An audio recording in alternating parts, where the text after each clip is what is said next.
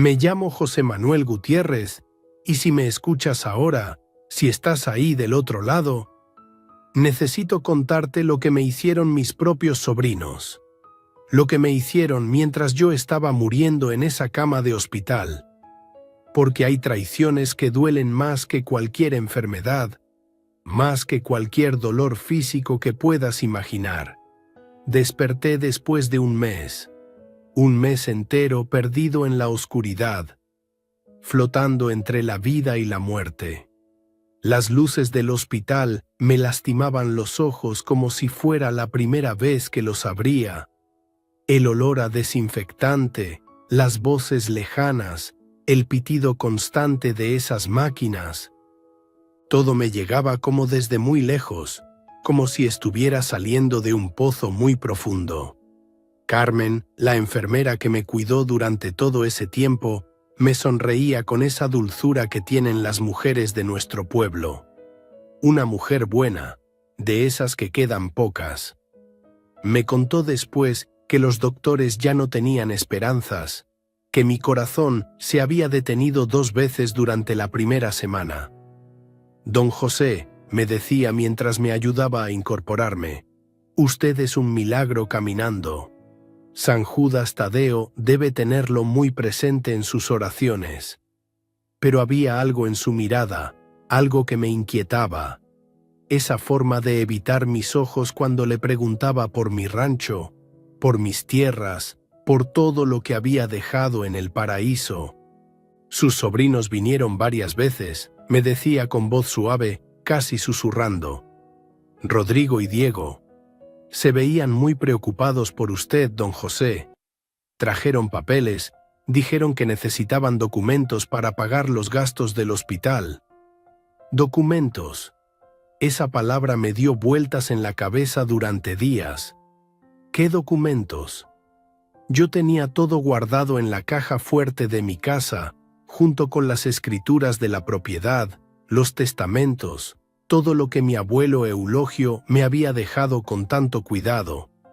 ¿Qué papeles se llevaron, Carmen? Le pregunté, pero ella solo movía la cabeza, nerviosa, limpiando las mismas superficies una y otra vez. Los días pasaron lentos en esa cama.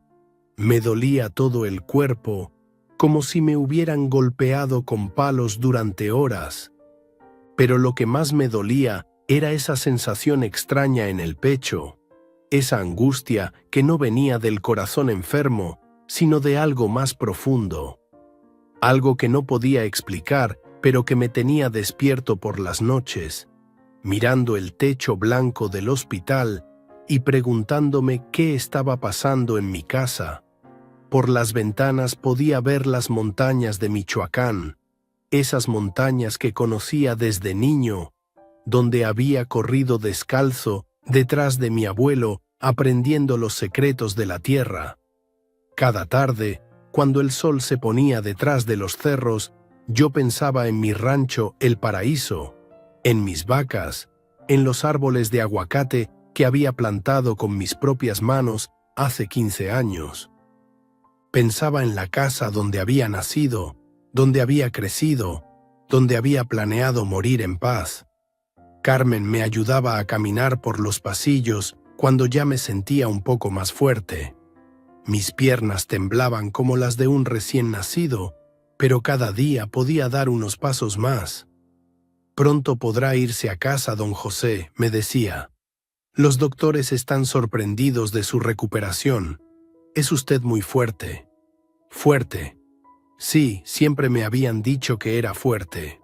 Mi abuelo Eulogio me decía que teníamos sangre de roble, que los hombres de nuestra familia eran como los árboles que crecen en las montañas, que doblan con el viento pero nunca se rompen. Pero ahí, en esa cama de hospital, sintiéndome tan débil que no podía ni abrir un frasco de agua, me preguntaba si no había llegado mi momento de romperme. Una mañana Carmen llegó con una sonrisa diferente, más amplia, más genuina. Don José hoy puede irse a casa. Su sobrino Rodrigo ya firmó todos los papeles del alta. Rodrigo, mi Rodrigo, el hijo de mi hermana María Elena, que había muerto cuando él tenía apenas 12 años. Lo había criado como a mi propio hijo, junto con su hermano Diego. Los había llevado a la escuela todos los días en mi camioneta vieja, les había enseñado a montar a caballo, a respetar la tierra, a trabajar con las manos. Me vestí con la ropa que habían traído para mí, una camisa que no reconocía, unos pantalones que me quedaban grandes. ¿Dónde está mi ropa?, le pregunté a la enfermera, pero ella solo me dijo que esa era la ropa que había traído mi familia. Mi familia. Sonaba extraño después de tantos años viviendo solo en el rancho, cuidando mis tierras, hablando más con las vacas y los pájaros que con las personas. El taxi que me llevó a casa olía a gasolina y a sudor. El chofer, un hombre joven con bigote ralo, me miraba por el espejo como si fuera un fantasma. ¿Estás seguro de que es ahí, Don?, me preguntó cuando nos acercamos a mi propiedad. Porque hay un letrero nuevo en la entrada. Un letrero nuevo. El corazón me empezó a latir rápido, como cuando había tenido el infarto. Pero esta vez no era por la enfermedad, era por el miedo. Un miedo que me subía desde el estómago hasta la garganta y me dejaba sin aliento. Y ahí estaba, en la entrada de mi rancho El Paraíso, donde antes colgaba el letrero de madera que había hecho mi abuelo con sus propias manos. Ahora había una placa brillante, nueva, que me cegó con el reflejo del sol de la tarde. Vendido, Constructora Ramírez. Próximamente, Plaza Comercial Paraíso. Me bajé del taxi con las piernas temblando, no por la enfermedad, sino por la rabia. Una rabia fría que me recorría todo el cuerpo como electricidad. El portón de metal, ese portón que había puesto mi padre para proteger la entrada, estaba cerrado con un candado nuevo. Un candado que no era mío. Doña Esperanza, mi vecina de toda la vida, salió corriendo de su casa cuando me vio. Una mujer de 70 años, arrugada como una pasa, pero con unos ojos que seguían brillando como cuando éramos jóvenes. ¡Ay, José! José, pensé que ya te habías ido con los angelitos. Me abrazó con esa fuerza que tienen las mujeres de nuestro pueblo, como si quisiera asegurarse de que era real, de que no era un espíritu. Esperanza, le dije, señalando el letrero. ¿Qué pasó aquí? ¿Qué es esto? Ella me miró con una tristeza inmensa, con esa mirada que tienen las madres cuando tienen que dar malas noticias. Ay, José, tus sobrinos vinieron hace 2 semanas. Dijeron que tú habías muerto en el hospital, que tenían que vender rápido para pagar las deudas. Llegaron con camiones, se llevaron todas tus cosas, tus vacas, hasta los muebles de tu abuela. Las palabras me llegaban como golpes. Cada una me dolía más que la anterior.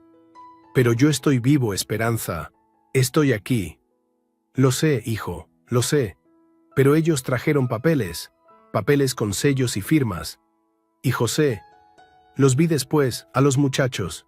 Rodrigo llegó en una camioneta nueva, de esas que cuestan como $500,000, roja, brillante, y Diego en un carro deportivo, azul, que hacía mucho ruido.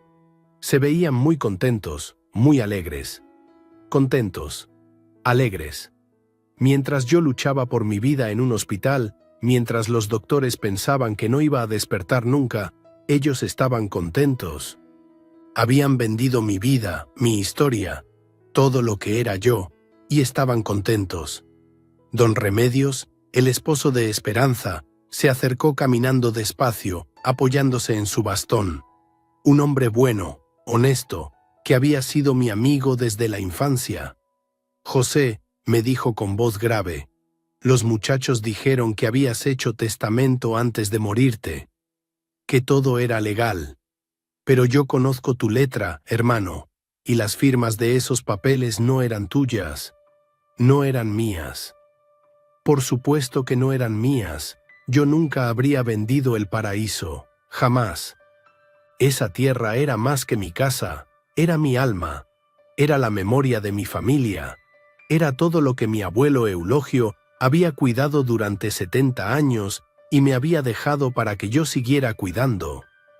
Me quedé ahí parado, mirando el letrero que brillaba bajo el sol de Michoacán, sintiendo cómo toda mi vida se desmoronaba como una casa de adobe bajo la lluvia. Esperanza me tomó del brazo. «Ven, José, vente a casa, come algo, descansa. Después pensamos qué hacer». Pero yo no podía moverme.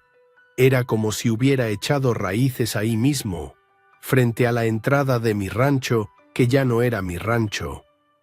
Pensaba en todas las mañanas que había abierto ese portón para sacar las vacas al pastoreo, en todas las tardes que había regresado cansado pero feliz después del trabajo, en todas las noches que había cerrado esa entrada sintiendo que estaba protegiendo no solo mi casa, sino mi mundo entero. ¿Sabes dónde están ahora?, le pregunté a Esperanza. ¿Rodrigo y Diego? Ella intercambió una mirada con su esposo. Están en la ciudad, José, en Morelia. Rodrigo compró una casa grande en las Américas. Diego se mudó a un departamento nuevo por el centro. Dicen que van a poner un negocio. Un negocio. Con mi dinero. Con el dinero de mi tierra, de mis vacas, de todo lo que había trabajado durante 60 años. Me entró una risa amarga, una risa que me dolía más que llorar. Mi propio sobrino, el niño al que había enseñado a caminar, al que había cargado en mis hombros para que pudiera alcanzar las guayabas del árbol más alto, ahora tenía casa grande comprada con mi sacrificio. Esa misma tarde, cuando ya estaba oscureciendo, los vi llegar. Primero Rodrigo en su camioneta nueva, roja como la sangre, con llantas enormes y vidrios polarizados. Después Diego en su carro deportivo, haciendo ruido como si fuera avión. Se bajaron riéndose, hablando fuerte, como si fueran los dueños del mundo. Rodrigo me vio primero. Se le borró la sonrisa de la cara de inmediato, como si hubiera visto al mismísimo diablo. Diego tardó un momento más en darse cuenta, pero cuando me reconoció, se le cayó la botella de cerveza que tenía en la mano. «Tío José», dijo Rodrigo con una voz que intentaba sonar sorprendida. Pero yo conocía a ese muchacho desde que tenía pañales. Sabía cuando mentía porque le temblaba un poco el labio inferior, igual que cuando era niño y yo lo descubría robando dulces. «Rodrigo», le contesté, tratando de mantener la voz calmada. «Diego, veo que han estado muy ocupados mientras yo estaba en el hospital». Se acercaron despacio, como dos perros que saben que hicieron algo malo, pero todavía no están seguros de si los van a castigar. Rodrigo había engordado, llevaba una cadena de oro gruesa al cuello y un reloj que brillaba en su muñeca. Diego, siempre más flaco, ahora vestía ropa cara, de esas marcas que salen en las revistas. «Tío, pensamos que... los doctores dijeron que...», comenzó Diego, pero Rodrigo lo interrumpió. «Mira, tío José», me dijo con esa sonrisa falsa que había aprendido en la ciudad. «Qué bueno que ya estás mejor.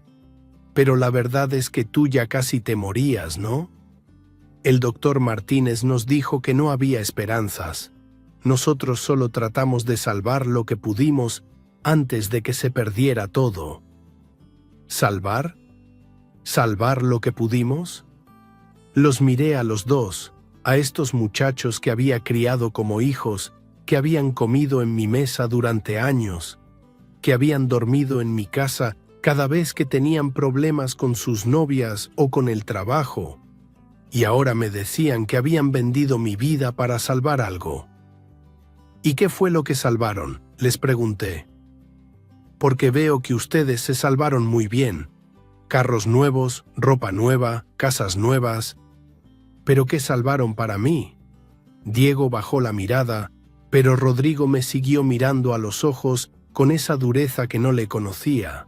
esa frialdad que me hizo sentir como si estuviera hablando con un extraño. Tío, ya no tienes nada. La tierra ya está vendida, las vacas ya las vendimos, todo está liquidado. Los gastos del hospital se comieron todo. Pero no te preocupes, me dijo, y entonces soltó la frase que se me quedó clavada como una espina en el corazón. Puedes vivir con nosotros. Rodrigo tiene un garaje grande en su casa nueva. Ahí puedes poner un catre, estar tranquilo. Un catre. En un garaje.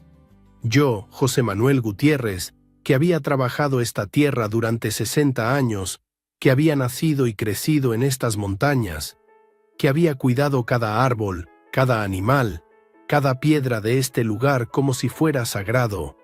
Ellos me ofrecían un catre en un garaje. Me quedé callado durante un momento largo, muy largo. El viento movía las hojas de los árboles que ya no eran míos, y yo podía oír el sonido de mi corazón latiendo en mis oídos como tambor. Por primera vez en mi vida sentí que el mundo se había vuelto completamente loco, que todo lo que yo había creído sobre la familia, sobre la sangre, sobre el respeto, era mentira. Un catre en el garaje, repetí en voz baja. Para el hombre que los crió, que les dio educación, que trabajó día y noche para que ustedes pudieran tener una vida mejor.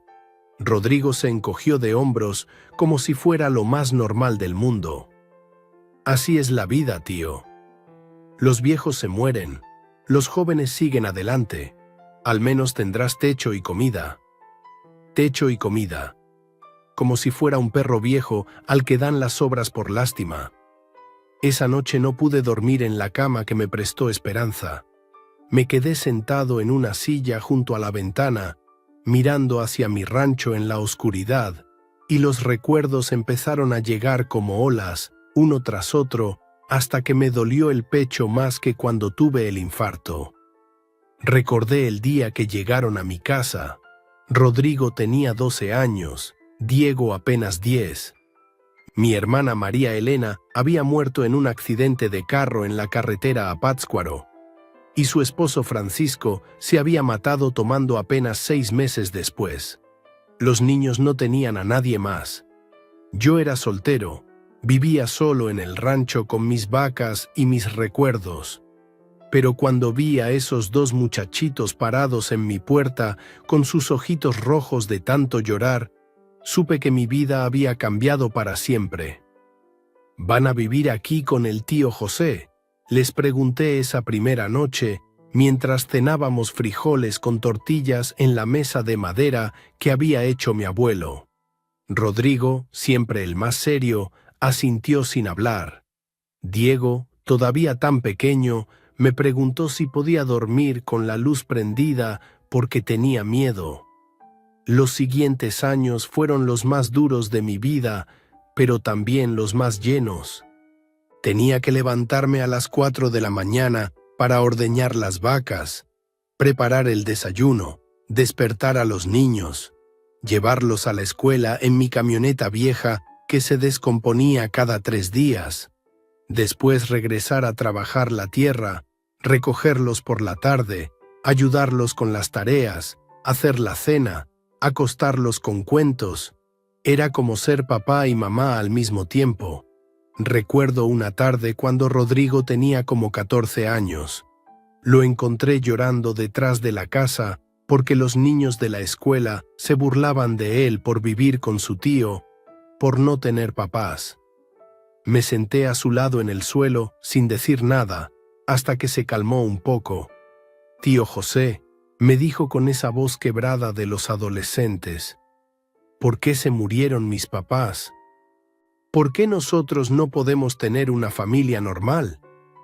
Yo no tenía respuestas para esas preguntas tan grandes. Solo le puse la mano en el hombro y le dije, «Rodrigo, mijo, la familia no es solo papá y mamá. La familia es quien te quiere, quien te cuida, quien está contigo cuando las cosas se ponen difíciles. Tú tienes familia. Tu hermano, yo, somos tu familia».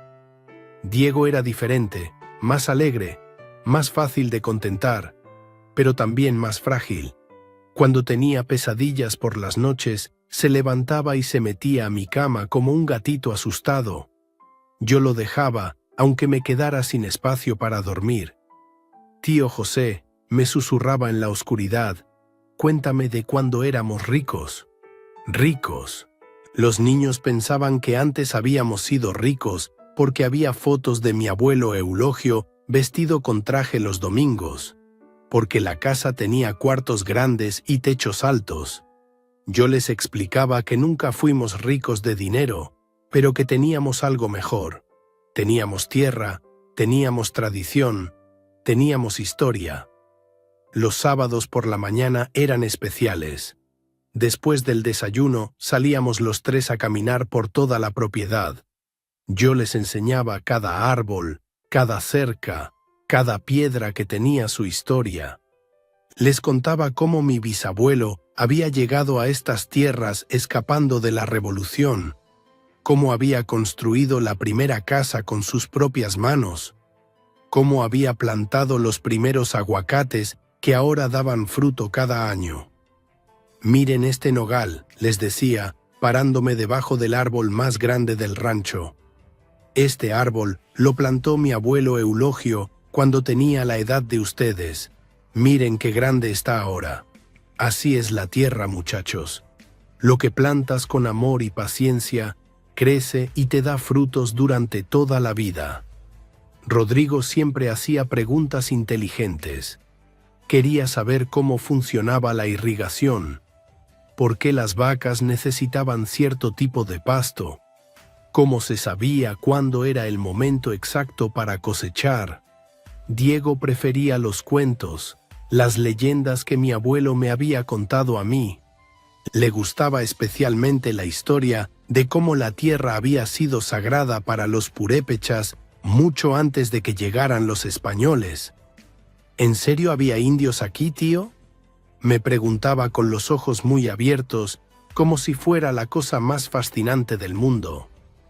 No había, Diego. Hay. Nosotros también tenemos sangre purépecha. Tu bisabuela Soledad era hija de una mujer de la comunidad de Santa Fe de la Laguna. Esta tierra conoce nuestra sangre, por eso nos da tanto. Les enseñé a montar a caballo en Canela, mi yegua vieja que tenía la paciencia de una santa. Primero Rodrigo, que aprendió rápido y pronto ya galopaba por los cerros como si hubiera nacido sobre una silla de montar. Diego tardó más, tenía miedo de caerse, pero cuando finalmente logró trotar solo, su sonrisa era tan grande que me llenó el corazón de alegría. Los veranos eran los mejores. Sin escuela, los muchachos me ayudaban con todo el trabajo del rancho. Rodrigo aprendió a reparar cercas, a curar las vacas cuando se enfermaban, a manejar la camioneta por los caminos de terracería. Diego era mejor con las plantas, tenía manos suaves para los injertos y una memoria increíble para recordar qué remedio funcionaba para cada plaga. Una tarde de julio, cuando ya tenían 18 y 16 años, estábamos los tres sentados en el portal después de un día muy pesado de trabajo. Había que reparar el techo del establo porque las lluvias lo habían dañado, y habíamos estado desde el amanecer cargando láminas y martillando. Estábamos cansados pero contentos, tomando agua fresca y viendo cómo se ponía el sol detrás de las montañas. Tío José, me dijo Rodrigo de repente, ¿tú nunca te casaste por cuidarnos a nosotros? Era una pregunta que sabía que algún día me iban a hacer. La verdad es que sí había tenido novias antes de que llegaran. Había estado a punto de casarme con Lupita Hernández cuando tenía 30 años. Pero cuando ellos llegaron a mi vida, todo cambió. No podía pensar en traer una mujer a la casa cuando tenía 2 niños que necesitaban toda mi atención. No, mijo, les mentí. Nunca encontré a la mujer correcta, pero no me arrepiento de nada. Ustedes han sido mi familia, mi alegría.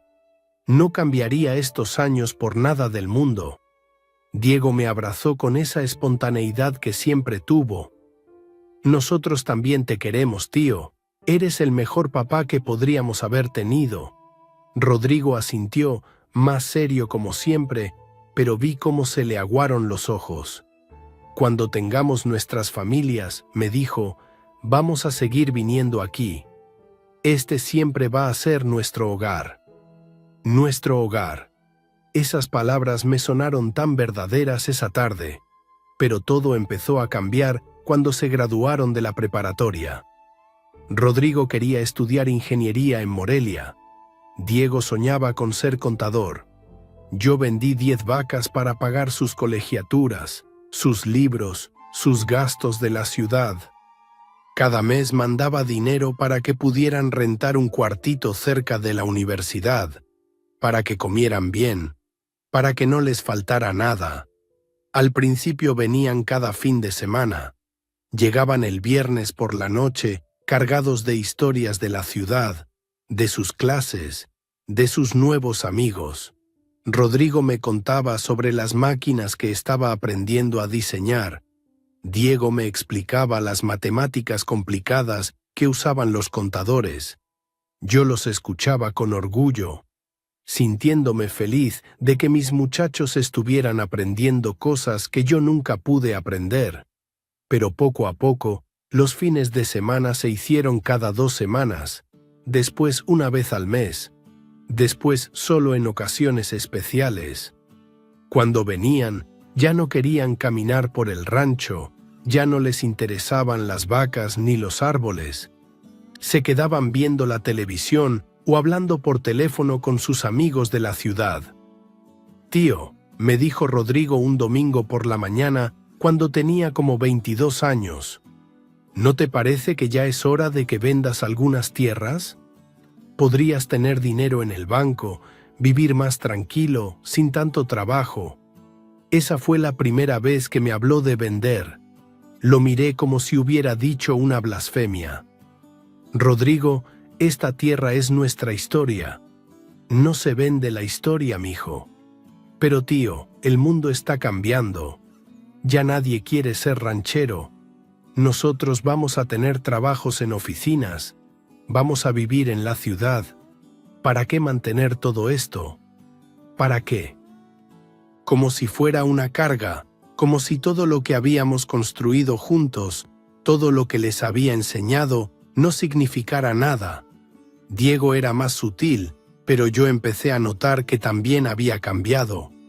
Cuando cumplió 21 años, vino con una novia de la ciudad, una muchacha bonita, pero que miraba el rancho como si fuera el lugar más atrasado del mundo.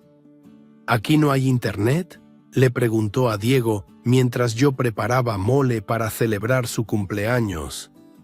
¿Y no se aburren sin centro comercial? Los últimos años antes de mi enfermedad fueron duros. Rodrigo se graduó y consiguió trabajo en una empresa de construcción en Guadalajara.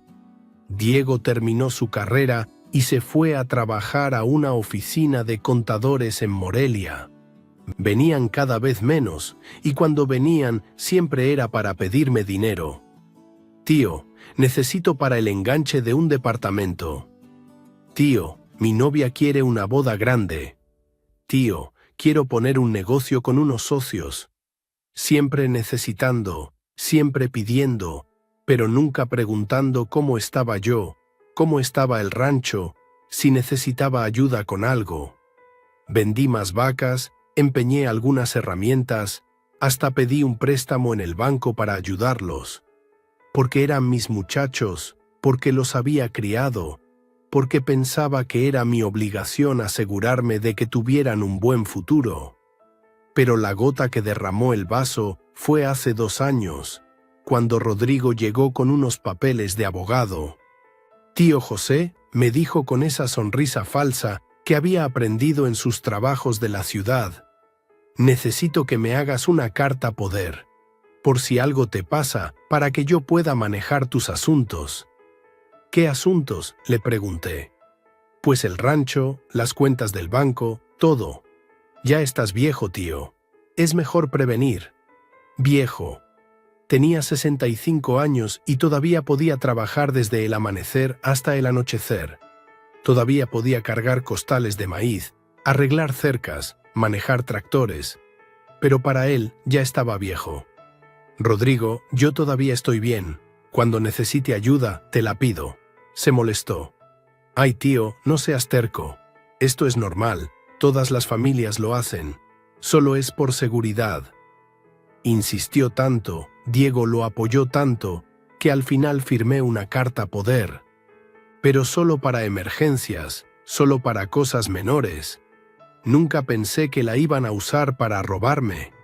3 días después de salir del hospital, fui a ver al licenciado Moreno, el abogado del pueblo que había conocido a mi familia durante décadas. Don Aurelio Moreno, un hombre honesto de casi 70 años, con bigote blanco y unos anteojos que siempre tenía sucios. José, me dijo después de revisar los papeles que había conseguido de la constructora Ramírez, esto es muy malo, muy malo. La carta poder que tú firmaste era solo para administrar, para pagar gastos, para cosas de emergencia.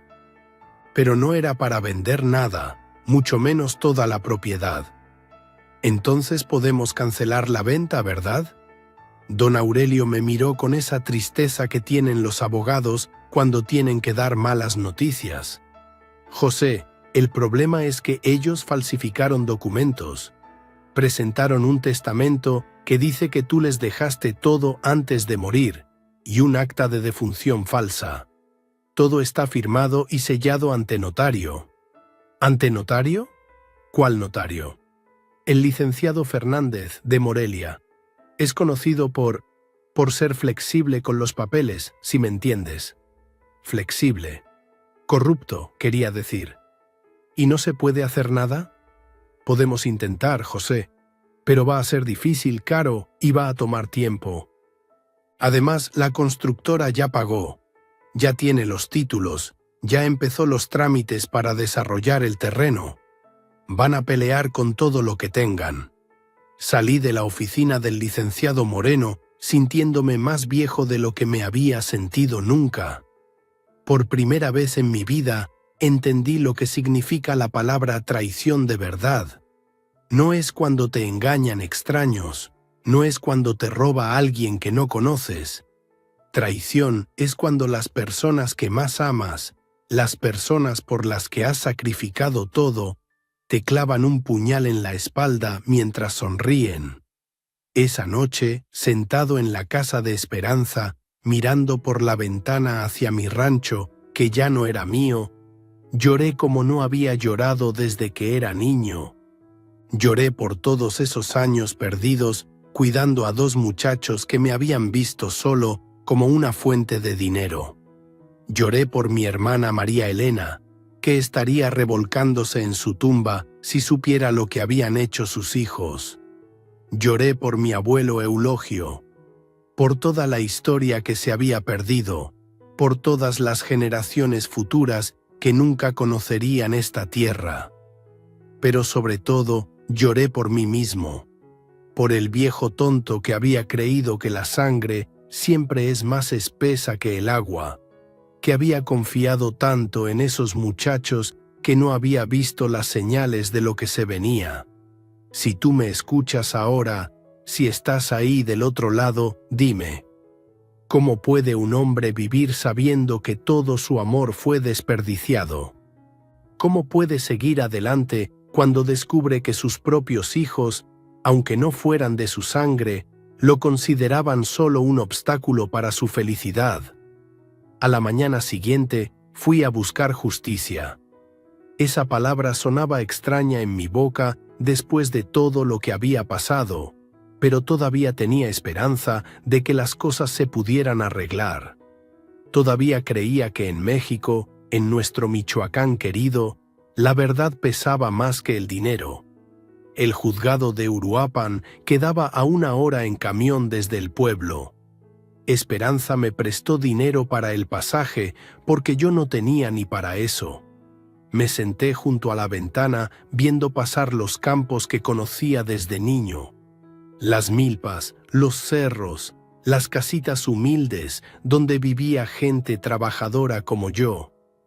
Todo se veía igual que siempre, pero yo me sentía como si fuera la primera vez que salía de mi casa, como si fuera un extraño en mi propia tierra. El licenciado Moreno me había dado una carta de presentación para el juez Fernández. Don Aurelio me conoce desde hace 30 años, me había dicho. Seguramente nos va a ayudar. Pero cuando llegué al juzgado, una secretaria joven con uñas largas y pintadas me hizo esperar 4 horas en una silla de plástico incómoda. El señor juez está muy ocupado, me decía cada vez que le preguntaba. Tiene muchos casos importantes, como si mi vida, como si la historia de mi familia, como si el robo de todo lo que había trabajado durante 60 años no fuera importante. Finalmente me recibió a las 5 de la tarde, cuando ya estaba oscureciendo y yo tenía que tomar el último camión de regreso. El juez Fernández era un hombre gordo, con bigote ralo y una corbata que le quedaba apretada al cuello. Su oficina olía a cigarro caro y a loción cara. Detrás de su escritorio tenía fotos con políticos, con empresarios, con gente que yo reconocía de los periódicos. Don José Manuel, me dijo sin levantarse de su silla, apenas mirando por encima de los papeles que le había llevado. Entiendo su situación, pero veo que aquí todo está en orden. Sus sobrinos presentaron documentación legal, notarizada, con todos los sellos correspondientes. Pero, señor juez, yo no firmé ningún testamento. Yo no estaba muerto. Mire, aquí está mi acta del hospital, aquí están las fechas. Me interrumpió con una mano, como si espantara a una mosca. Don José, la documentación que presentaron sus familiares está perfectamente legal.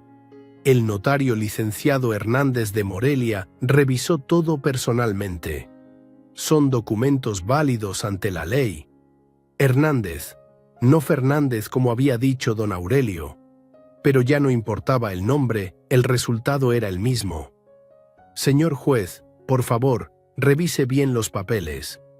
Las firmas no son mías, las fechas no coinciden. Mire, don José, me dijo reclinándose en su silla de cuero. Yo entiendo que a veces, cuando uno está enfermo, cuando uno ha estado en coma por mucho tiempo, la memoria se confunde. Es normal en personas de su edad. Los doctores dicen que el cerebro... Personas de su edad, como si fuera un loco, como si fuera un viejo senil que no sabía ni cómo se llamaba.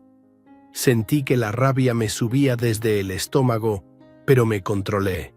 Sabía que si perdía los estribos ya no me iba a ayudar nadie. Señor juez, yo estoy perfectamente bien de la cabeza. Conozco mi letra, conozco mi firma. Sé perfectamente lo que firmé y lo que no firmé. Se puso de pie, caminó hasta la ventana que daba hacia el estacionamiento. Abajo había una camioneta nueva, blanca, con placas de Guadalajara. Don José, ¿sabe cuántos casos como el suyo vemos aquí cada mes? Familias que pelean por herencias, viejitos que se sienten abandonados y quieren causar problemas. Es muy común, créame. Viejitos, problemas. Como si yo fuera un niño berrinchudo reclamando dulces.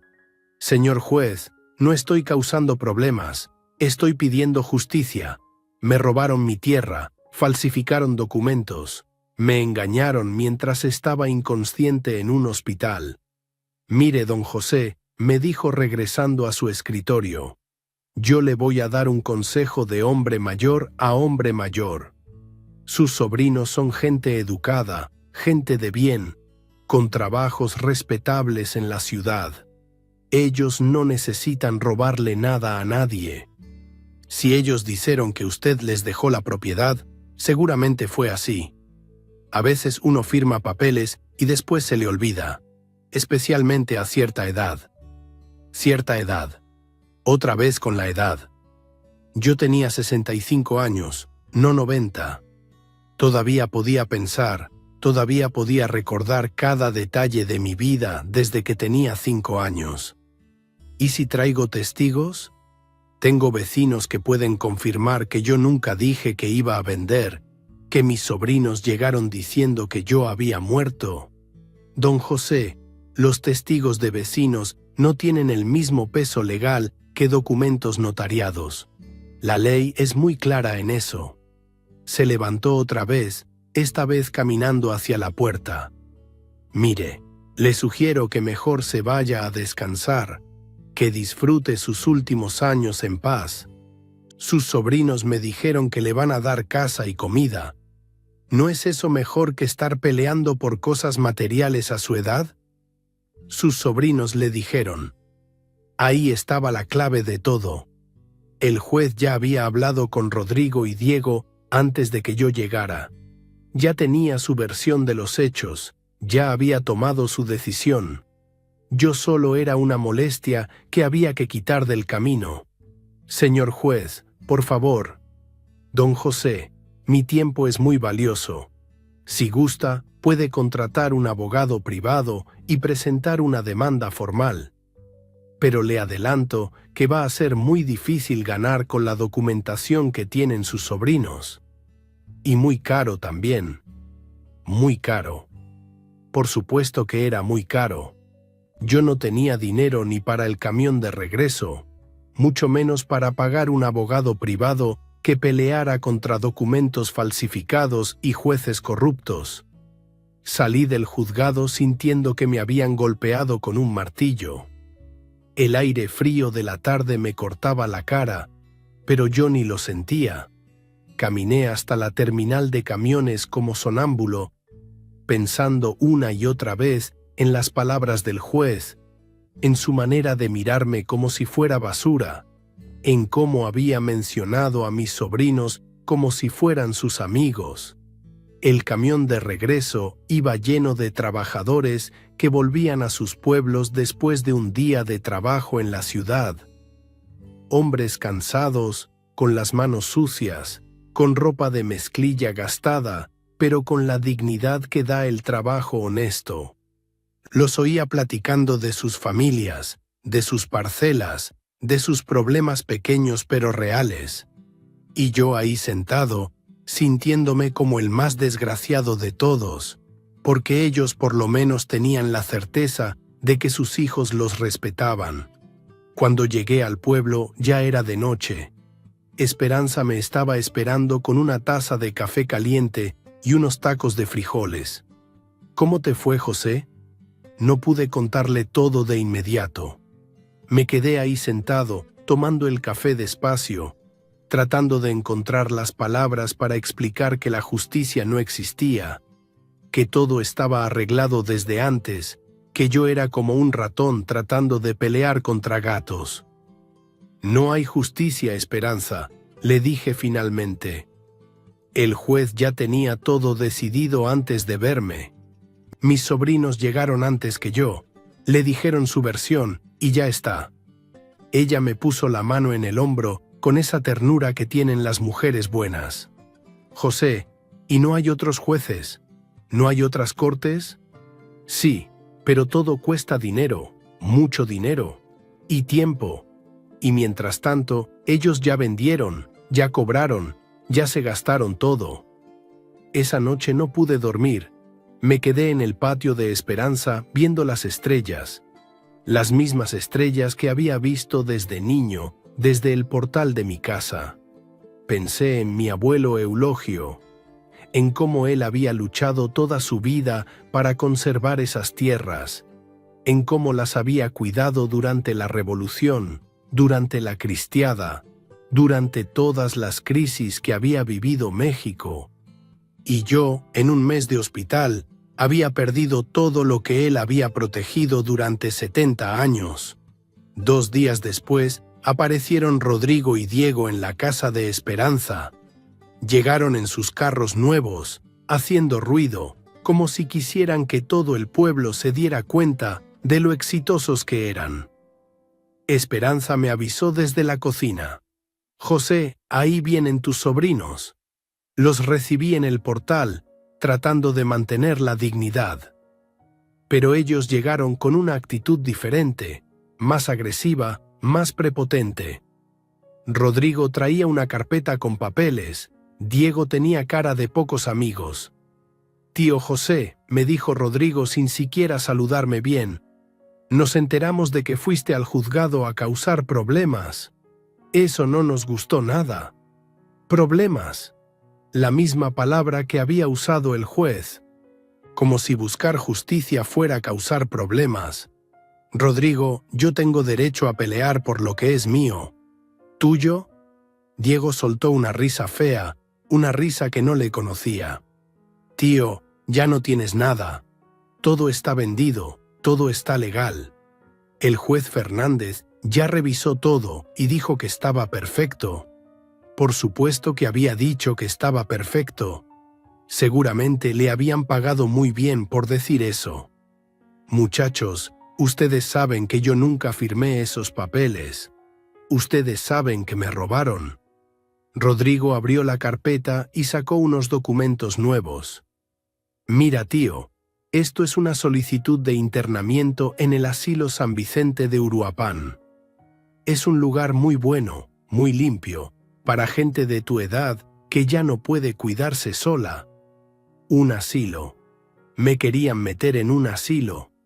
Como si fuera un loco, como si fuera un enfermo mental que necesitaba estar encerrado. Yo no necesito ningún asilo. Estoy perfectamente bien». «¿Perfectamente bien?» Diego me miraba como si fuera tonto. «Tío, andas durmiendo de arrimado, sin dinero, inventando historias de robos, causando problemas legales. Eso no es estar bien. Además», añadió Rodrigo, «si sigues molestando con lo del rancho, si sigues yendo a juzgados y metiendo demandas, vamos a tener que usar este papel. El doctor Martínez, el que te atendió en el hospital, ya firmó un dictamen médico que dice que el coma te afectó el cerebro, que tienes demencia senil». Demencia senil. Habían planeado todo, hasta eso. Tenían lista la manera de callarme para siempre, de meterme en un lugar donde nadie me iba a escuchar, donde podía gritar que me habían robado y todos iban a pensar que eran delirios de viejo loco. «Pero no queremos llegar a eso», siguió Rodrigo con esa sonrisa falsa. «Si tú te comportas bien, si dejas de molestar, puedes seguir viviendo aquí con doña Esperanza o conmigo en mi casa. Tú decides. Te comportas bien, como si fuera un perro al que entrenan para que no ladre. ¿Y si no acepto?»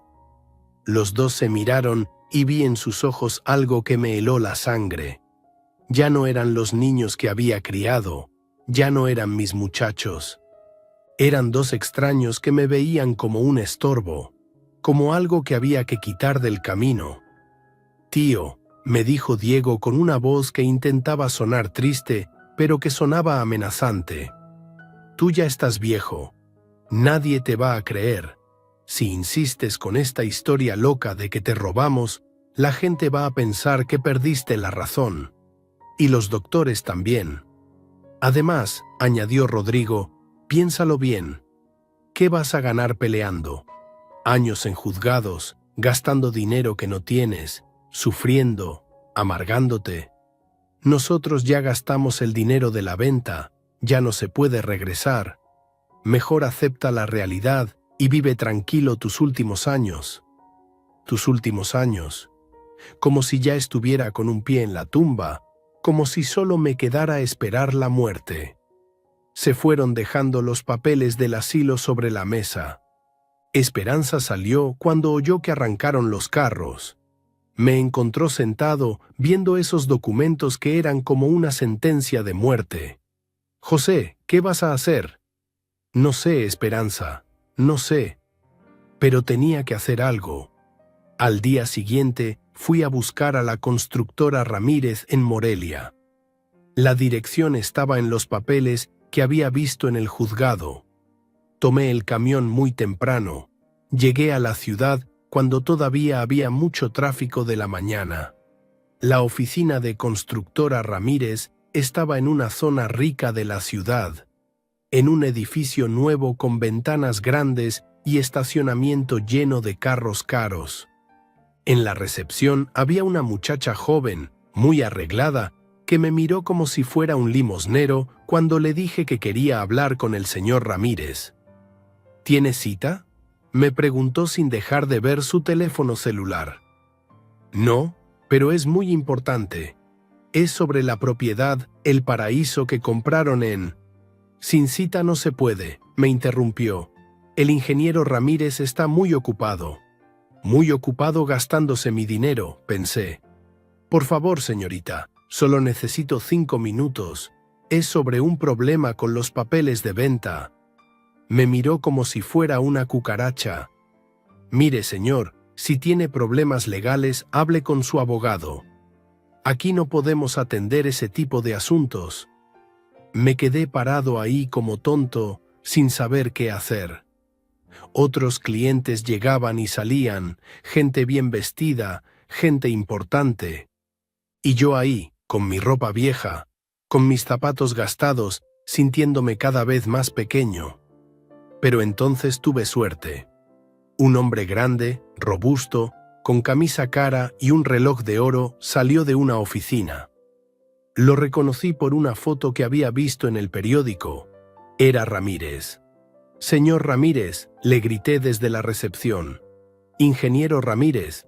Se volteó, molesto por el grito. La recepcionista se puso nerviosa. «Perdón, ingeniero, este señor no tiene cita, pero insiste». «¿Qué quiere?», me preguntó con una voz dura, acercándose con cara de pocos amigos. «Señor Ramírez, soy José Manuel Gutiérrez. Usted compró mi rancho El Paraíso, pero la venta fue ilegal. Mis sobrinos falsificaron documentos. Yo nunca autoricé». Soltó una carcajada que me dolió más que una bofetada. «¿Usted es el famoso tío José? Rodrigo y Diego me platicaron de usted. El viejito que no se acuerda de haber vendido su terreno». Viejito. Como si fuera un niño chiquito haciendo berrinche. «Señor Ramírez, por favor escúcheme. Yo tengo pruebas de que...». «Mire, don José», me dijo acercándose hasta quedar muy cerca de mí, hablándome en voz baja pero amenazante. «La tierra ya es nuestra, ¿me entiende? Ya pagamos, ya tenemos títulos, ya empezamos los permisos de construcción. En 6 meses, ahí va a haber un centro comercial que va a dar trabajo a 200 familias. Usted ya no puede parar eso». «Pero la venta es ilegal». «La venta es perfectamente legal. Tengo documentos notariados, testamento válido, todo en orden. Si usted sigue molestando, si sigue inventando historias, voy a tener que hablar con mi abogado. Y créame que mi abogado es muy bueno defendiendo los intereses de mi empresa». Su abogado. Seguramente el mismo que había arreglado los papeles con el juez Fernández. Además, me dijo sonriendo con maldad, «Sus sobrinos me contaron que usted tiene problemas mentales después de su enfermedad. Que a veces se confunde, que inventa cosas. Sería muy fácil demostrar que no está en condiciones de andar firmando demandas». Problemas mentales. Otra vez la misma historia. Entre todos me estaban construyendo la imagen de un loco viejo que no sabía ni cómo se llamaba. «Señor Ramírez, don José, váyase a su casa, disfrute su vejez, deje que los jóvenes se encarguen de los negocios. El progreso no se puede detener». Me dio la espalda y se fue a su oficina. La recepcionista me miraba como si fuera peligroso. «Señor, por favor retírese o voy a tener que llamar a seguridad». Salí de ese edificio sintiéndome más humillado que nunca en mi vida. Caminé por las calles de Morelia como zombi, viendo la gente pasar, viendo los carros, viendo el mundo seguir su marcha mientras a mí se me caía encima. Entré a la primera iglesia que encontré.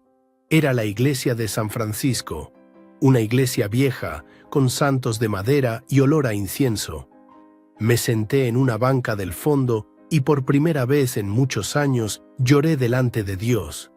Diosito Santo, le dije, ya no sé qué hacer. Ya no sé cómo seguir adelante. Me quitaron todo, me humillaron, me trataron como si fuera basura. ¿Por qué me castigas así? ¿Qué hice mal para merecer esto?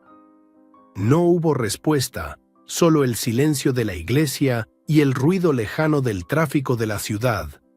Cuando regresé al pueblo ya era de noche. Me fui directo a la iglesia de San Miguel, nuestra iglesia pequeñita donde había ido toda la vida, donde me habían bautizado, donde había hecho mi primera comunión, donde había rezado por mis sobrinos cuando eran niños. El padre Miguel estaba cerrando cuando llegué. Un hombre mayor, de casi 70 años, que conocía a mi familia desde hacía décadas. Me vio llegar y supo inmediatamente que algo andaba mal. José, hijo mío, ¿qué te pasa? Te ves muy preocupado. Le conté todo, desde el despertar en el hospital hasta la humillación en la oficina de Ramírez. El padre Miguel me escuchó en silencio, asintiendo de vez en cuando, haciendo esa cara de dolor que ponen los sacerdotes cuando oyen confesiones muy tristes. Padre, le dije cuando terminé, ¿qué hago? Ya no tengo fuerzas para pelear, ya no tengo dinero, ya no tengo esperanzas. Siento que Dios me abandonó. El padre Miguel me miró con esos ojos bondadosos que tenía y entonces hizo algo extraño. Sonrió. Una sonrisa pequeña, misteriosa, como si supiera algo que yo no sabía. José, hijo mío, Dios nunca abandona a sus hijos. A veces permite que pasen cosas difíciles, pero siempre por algo bueno. ¿Algo bueno? Padre, me robaron todo. Me quitaron la tierra de mi abuelo, me humillaron, me trataron como loco. ¿Qué puede tener eso de bueno? José, me dijo poniéndome la mano en el hombro. ¿Tú recuerdas los papeles que me trajiste hace muchos años? ¿Los documentos de tu abuelo Eulogio? Los documentos. Por supuesto que los recordaba. Hace como 30 años, cuando el padre Miguel era más joven y yo tenía miedo de que se me perdieran papeles importantes en algún incendio o robo, le había pedido que guardara en la parroquia algunas cosas de valor. Documentos viejos de la familia, títulos antiguos, cosas que mi abuelo me había dado. Sí, padre, me acuerdo. José, creo que es hora de que revisemos esos papeles con cuidado, muy con cuidado. Había algo en su voz, algo en su sonrisa, que me dio una pequeña esperanza por primera vez en semanas. ¿Por qué, padre? Porque a veces Dios permite que nos roben lo que creemos que es nuestro, para enseñarnos que lo verdaderamente nuestro nadie nos lo puede quitar. Se quedó callado un momento, viendo hacia el altar donde estaba el Cristo crucificado. José, ten paciencia, ten fe. Las cosas van a cambiar muy pronto. ¿Cómo sabe, padre? Esa sonrisa misteriosa otra vez. Porque Dios es justo, hijo mío, y la justicia de Dios siempre llega, aunque a veces tarde un poco. Salí de la iglesia esa noche sintiéndome un poco mejor, aunque no sabía muy bien por qué. Las palabras del padre Miguel me habían dado una esperanza pequeñita, como una veladora prendida en la oscuridad. Pero todavía no sabía lo que se venía. Todavía no sabía que mi abuelo Eulogio, desde su tumba, me iba a dar la victoria más dulce de mi vida. El ruido me despertó antes del amanecer. Un ruido extraño, profundo, como el rugido de bestias mecánicas que se acercaban por el camino de tierra. Me incorporé en la cama que me había prestado esperanza y miré por la ventana. Las primeras luces del alba apenas iluminaban las montañas, pero ya podía ver las sombras enormes moviéndose hacia mi rancho. Los bulldozers habían llegado. «José, José, despiértate», me gritaba Esperanza desde la cocina. Pero yo ya estaba despierto, ya me estaba vistiendo con las manos temblorosas, ya me estaba preparando para ver cómo destruían todo lo que había sido mi vida. Salí corriendo de la casa sin siquiera lavarme la cara. El aire frío de la madrugada me cortaba los pulmones, pero no me importaba. Tenía que estar ahí. Tenía que ver con mis propios ojos cómo terminaba la historia de mi familia. Cuando llegué a la entrada de lo que había sido mi propiedad, ya había 4 máquinas enormes, amarillas, con las luces prendidas cortando la oscuridad como cuchillos. Los operadores estaban tomando café de termos, fumando cigarrillos, riéndose entre ellos como si fuera un día normal de trabajo. Para ellos sí era normal. Solo iban a tirar una casa vieja y quitar unos árboles para hacer espacio para el progreso. El ingeniero Ramírez estaba ahí también, con un casco amarillo y una camisa que seguramente costaba más que lo que yo ganaba en un mes cuando tenía vacas. Me vio llegar y sonrió con esa sonrisa cruel que ya le conocía. Don José, qué madrugador, vino a despedirse de su casita. Casita. Como si la casa donde había nacido, donde había crecido, donde había criado a mis sobrinos, fuera solo una casita sin importancia. Señor Ramírez, por favor, deme más tiempo. Todavía estoy peleando en los juzgados, todavía... Don José, me interrumpió moviendo la cabeza como si fuera un niño terco. Ya le expliqué que todo está legal. Hoy empezamos los trabajos. En 3 días su casa va a ser historia, y en 6 meses aquí va a haber empleos, comercio, progreso. Usted debería estar contento. Contento. De ver cómo mataban mis recuerdos con máquinas. Uno de los operadores, un hombre joven con barba de candado, se acercó a Ramírez. «Ingeniero, ¿ya podemos empezar? El trabajo es pesado, mejor aprovechamos que está fresco». «Sí, vamos comenzando por la casa principal. Después los establos, después todo lo demás. La casa principal. Mi casa. La casa de mi abuelo Eulogio, la casa de mi padre. La casa donde había nacido hacía 65 años. Iban a empezar por ahí. El bulldozer más grande se acercó rugiendo hacia la casa como un dinosaurio hambriento.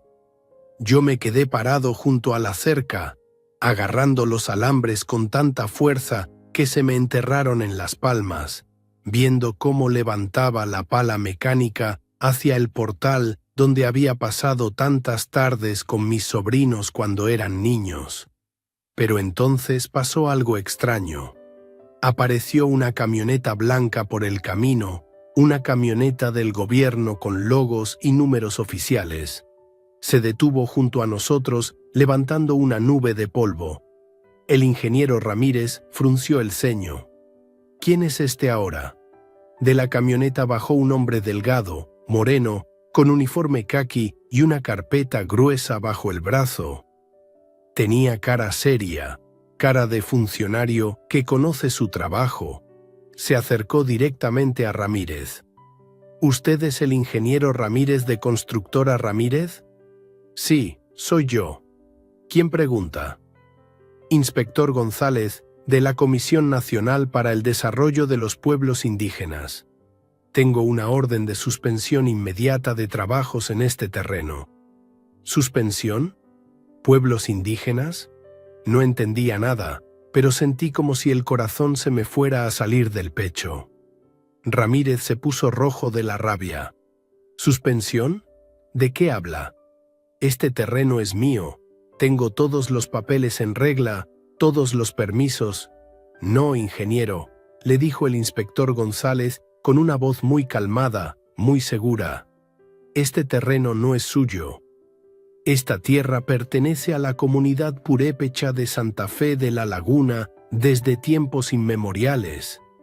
Es territorio sagrado, protegido por la Constitución mexicana.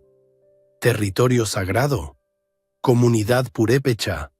Las palabras me daban vueltas en la cabeza como remolino. Recordé las historias que me contaba mi abuelo Eulogio sobre los antiguos, sobre la gente que había vivido en estas montañas mucho antes de que llegaran los españoles. «Eso es ridículo», gritó Ramírez. «Yo compré esta propiedad legalmente, tengo escrituras notariadas, tengo...» «Usted compró una propiedad que no estaba en venta», lo interrumpió el inspector González. «Los señores Rodrigo y Diego Gutiérrez vendieron algo que no era suyo, porque ni ellos ni su tío José Manuel jamás fueron dueños de esta tierra». ¿Que no era mía? ¿Que nunca había sido mía? Ahora sí que no entendía nada. «Inspector», me acerqué tembloroso. «Disculpe, pero yo soy José Manuel Gutiérrez. Mi familia ha vivido aquí durante 4 generaciones. Mi bisabuelo, mi abuelo, mi padre...» El inspector González me miró con respeto, no con la burla que había visto en los ojos de Ramírez y del juez Fernández. «Don José Manuel, ¿puedo hablar con usted un momento? ¿A solas?» Nos alejamos unos pasos de donde estaba Ramírez discutiendo con los operadores de las máquinas. El inspector abrió su carpeta y me mostró documentos viejos, mapas, papeles con sellos antiguos. «Don José, ¿su bisabuelo se llamaba Eulogio Gutiérrez?» «Sí, señor. Eulogio Gutiérrez Solórzano». «¿Y su bisabuela era Soledad Cuitzeo?» «Soledad Cuitzeo». Ese nombre lo había oído pocas veces, pero sí lo recordaba. «Sí, inspector, aunque mi abuelo casi no hablaba de ella. Solo decía que era una mujer muy buena, muy sabia». «Don José, Soledad Cuitzeo era hija del gobernador tradicional de la comunidad purépecha de Santa Fe de la Laguna. Cuando se casó con su bisabuelo, la comunidad le confió a él el cuidado de este territorio sagrado. Nunca le dieron la propiedad, don José. Le dieron la responsabilidad de protegerlo». ¿La responsabilidad de protegerlo? De repente empezaron a llegar recuerdos como olas. Mi abuelo Eulogio diciéndome: «José, nosotros no somos dueños de esta tierra, somos sus cuidadores». Yo pensaba que era solo su manera poética de hablar, su forma de enseñarme a respetar la naturaleza. «Inspector, pero nosotros siempre vivimos aquí, siempre trabajamos esta tierra». «Por supuesto, don José. La comunidad les dio el derecho a vivir aquí, a cultivar, a criar ganado, a mantener a su familia, pero con la obligación de cuidar que la tierra se mantuviera en manos de gente que la respetara, que mantuviera las tradiciones, que no la vendiera a especuladores. Especuladores, como Ramírez. Don José, ¿usted recuerda si su abuelo o su bisabuelo le dejaron documentos especiales? Papeles viejos, tal vez escritos en purépecha, tal vez guardados en algún lugar sagrado. Los documentos que había llevado al padre Miguel hace 30 años. De repente todo empezó a tener sentido. Por eso el padre Miguel había sonreído de esa manera tan extraña. Por eso me había dicho que tuviera paciencia.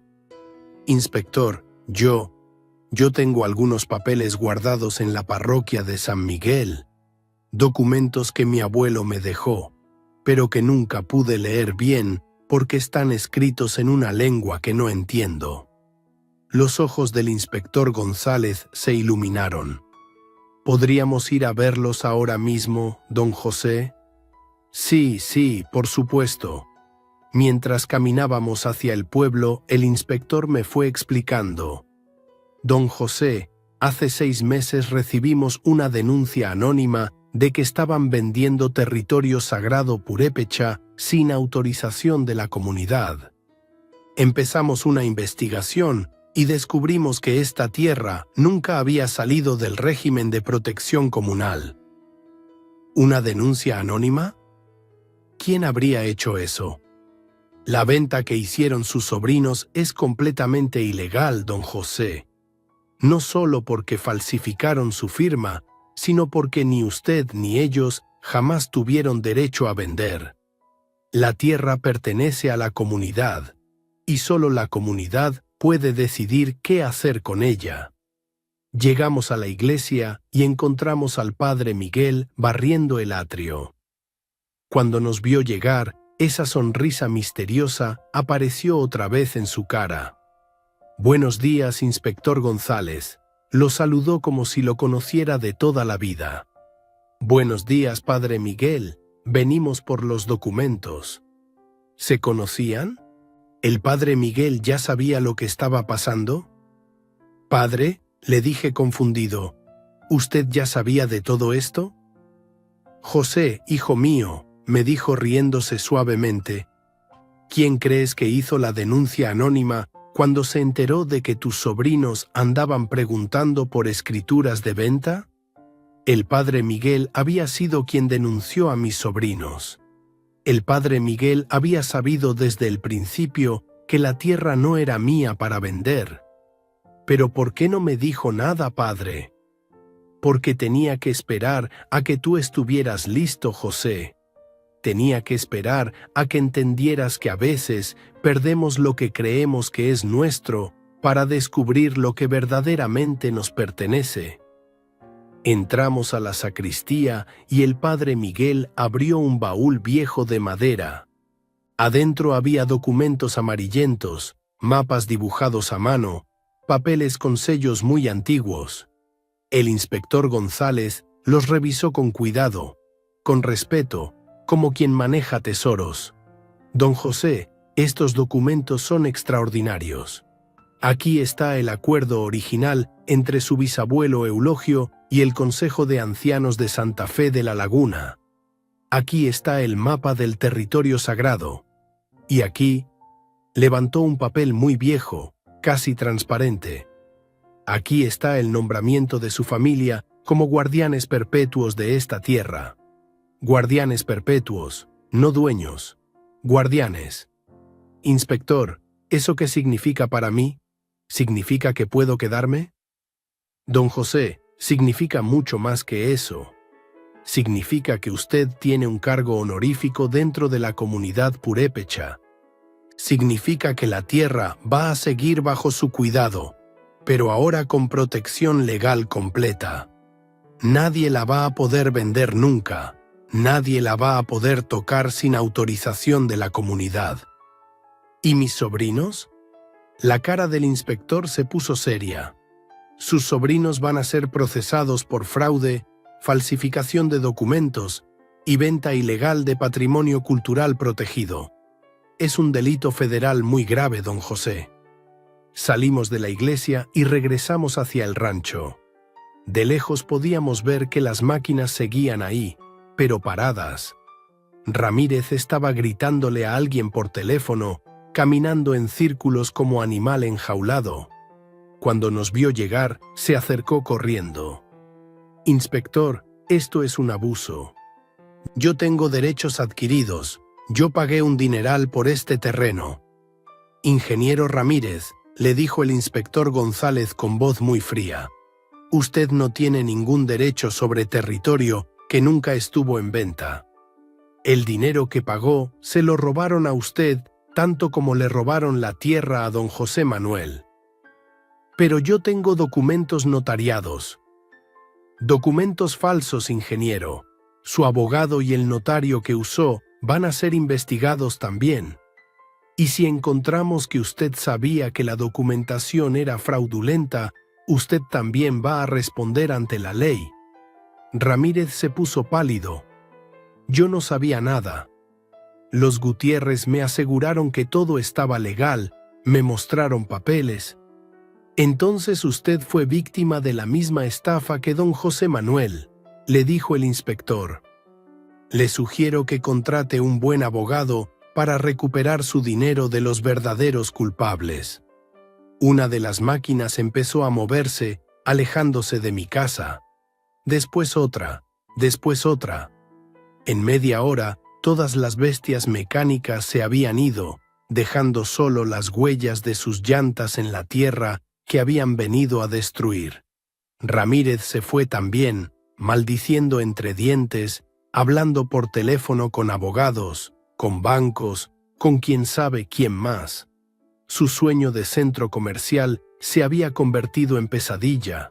Me quedé ahí parado, viendo mi casa intacta, viendo mis árboles todavía en su lugar, viendo mi rancho El Paraíso exactamente como lo había dejado el día que me dio el infarto. Pero ahora era diferente. Ahora sabía que no era mío, que nunca había sido mío, pero que era más mío que nunca. Don José, me dijo el inspector González, la comunidad quiere conocerlo oficialmente. El sábado hay una ceremonia en Santa Fe de la Laguna donde van a reconocerlo como guardián oficial de este territorio sagrado. Va a recibir un documento que lo protege para toda la vida y una pequeña pensión mensual para ayudarle con los gastos.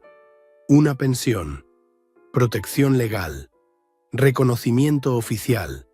Todo lo que mis sobrinos habían tratado de quitarme me había sido devuelto multiplicado por 10. Inspector, ¿cómo sabía el padre Miguel de todo esto? El padre Miguel ha sido enlace oficiosa entre la Iglesia y las comunidades indígenas durante 40 años. Don José.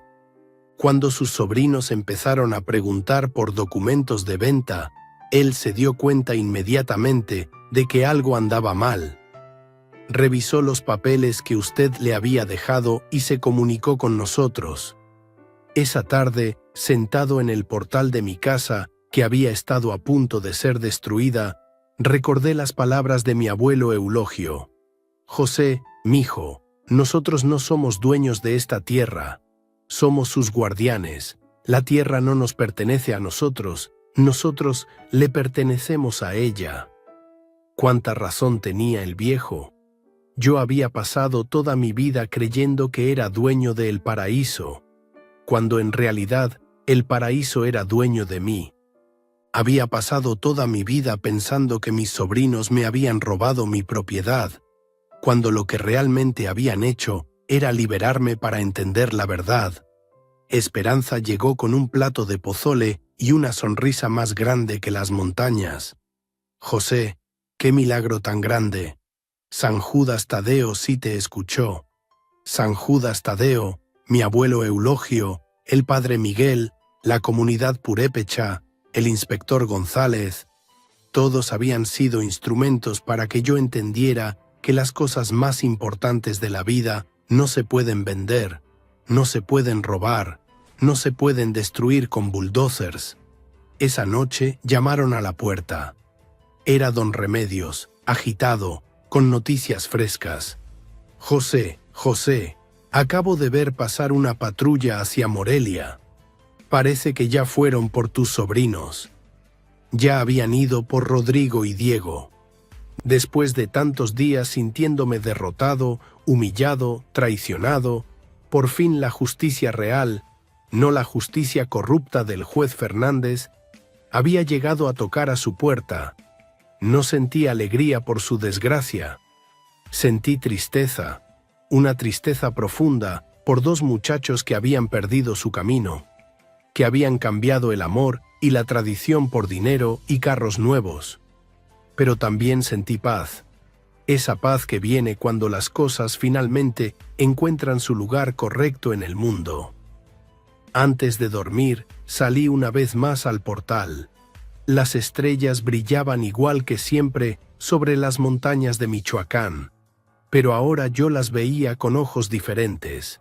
Ya no eran las estrellas sobre mi propiedad, eran las estrellas sobre la tierra sagrada que yo tenía el honor de proteger, igual que mi bisabuelo Eulogio, igual que su padre antes que él, igual que los purépechas que habían vivido aquí durante siglos antes de que llegáramos nosotros.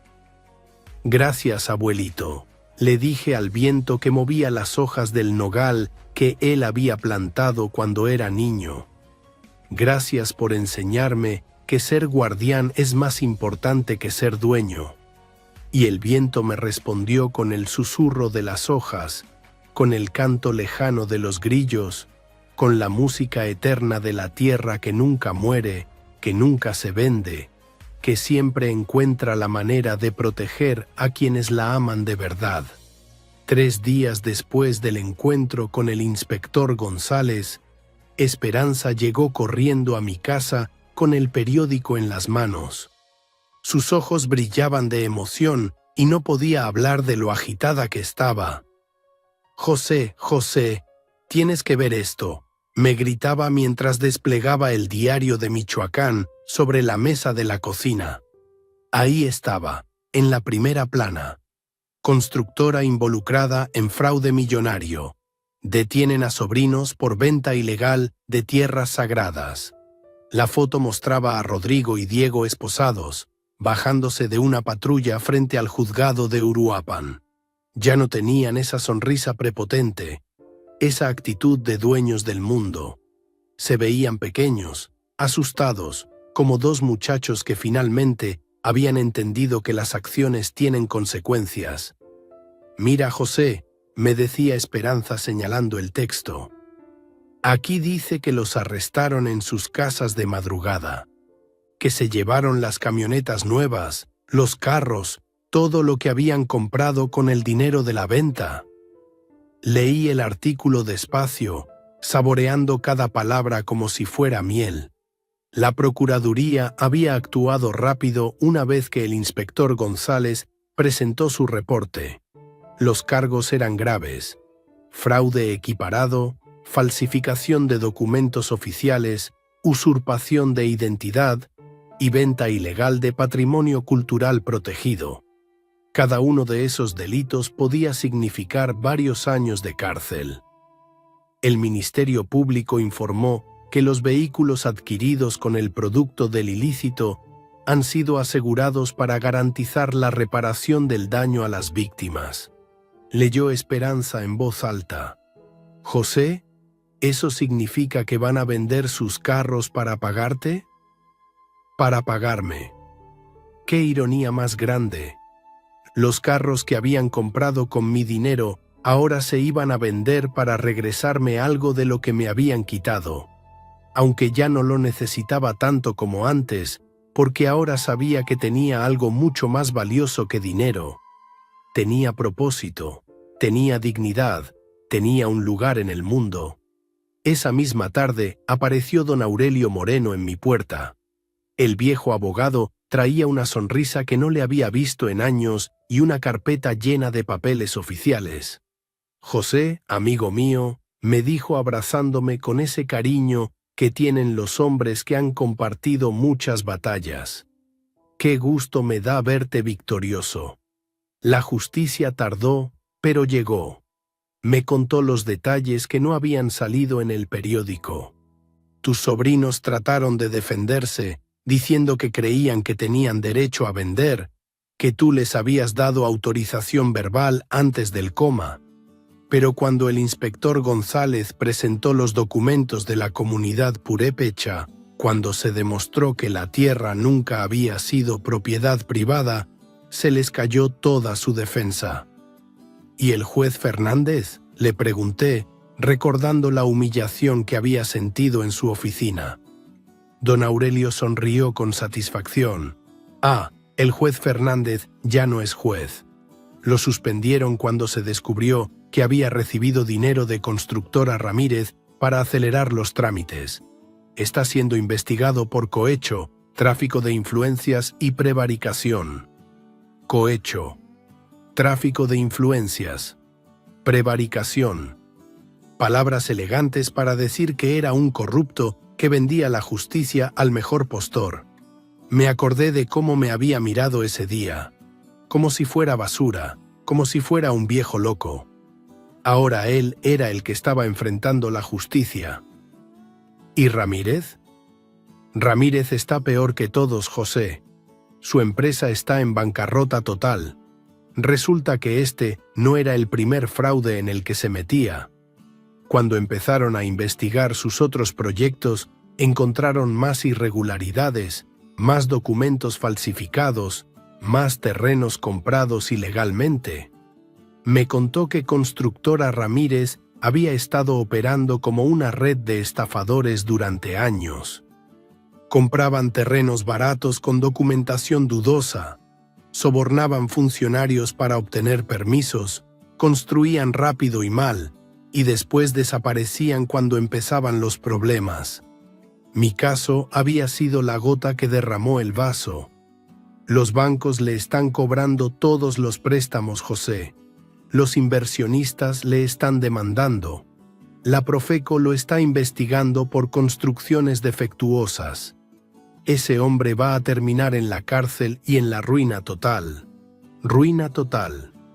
El hombre que se había burlado de mí, que me había llamado Don José, con ese tonito despectivo, que me había dicho que me fuera a disfrutar mi vejez mientras él se quedaba con mi vida entera, ahora estaba perdiendo todo lo que había construido con mentiras y robos.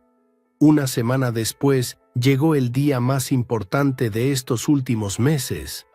El inspector González pasó por mí muy temprano para llevarme a Santa Fe de la Laguna, donde la comunidad purépecha iba a realizar una ceremonia oficial para reconocerme como guardián de la tierra sagrada. El pueblo de Santa Fe de la Laguna era diferente a todo lo que había visto. Las casas eran de adobe pintado de colores brillantes, las calles eran de piedra antigua, y en el aire se respiraba algo especial, algo que no sabía explicar, pero que me hacía sentir como si hubiera llegado a casa después de un viaje muy largo. En la plaza principal se había reunido mucha gente, hombres y mujeres de todas las edades, algunos vestidos con ropa de diario, otros con trajes tradicionales bordados con diseños que parecían contar historias. Los niños corrían entre los adultos con esa alegría natural que tienen los niños que crecen seguros del amor de su comunidad. El gobernador tradicional era un hombre mayor, de unos 80 años, con el pelo completamente blanco y unos ojos que parecían haber visto todos los secretos del mundo. Se llamaba don Crescencio Cuitzeo, y cuando me dijeron su apellido, sentí un escalofrío que me recorrió todo el cuerpo. Cuitzeo, le dije. Mi bisabuela se llamaba Soledad Cuitzeo. Don Crescencio sonrió con una sonrisa que me recordó a mi abuelo Eulogio. José Manuel, Soledad era mi tía abuela. Tú eres familia nuestra. Siempre lo has sido, aunque no lo supieras. Familia. Después de sentirme tan solo, tan traicionado por mis propios sobrinos, descubrir que tenía una familia entera que me estaba esperando, que me conocía aunque yo no los conociera a ellos, fue como encontrar agua en el desierto. La ceremonia fue sencilla pero profunda. Don Crescencio habló en purépecha durante un rato largo, y aunque no entendía las palabras, entendía el sentimiento, la solemnidad, el respeto con que se refería a la tierra y a mi responsabilidad como su cuidador. Después habló en español. José Manuel Gutiérrez, hijo de esta tierra, nieto de Eulogio el Guardián, bisnieto de Soledad nuestra hermana, hoy te reconocemos oficialmente como Kaeri Wandakua, que significa protector de la tierra sagrada. Kaeri Wandakua, protector de la tierra sagrada. El título más importante que me habían dado en toda mi vida, más importante que cualquier escritura de propiedad, más importante que cualquier documento notariado. Me dieron un bastón de mando tallado en madera de encino, con incrustaciones de plata que formaban símbolos purépechas. Este bastón, me explicó don Crescencio, representa tu autoridad para proteger el territorio. Mientras lo tengas, nadie puede tocar esa tierra sin tu permiso y el permiso de la comunidad. También me entregaron un documento oficial, sellado por el gobierno del estado de Michoacán y por la Comisión Nacional para el Desarrollo de los Pueblos Indígenas. El documento establecía que yo tenía derecho vitalicio a vivir en la tierra sagrada, a cultivarla, a cuidarla, y que a mi muerte ese derecho se podría transmitir a quien la comunidad considerara digno de continuarlo.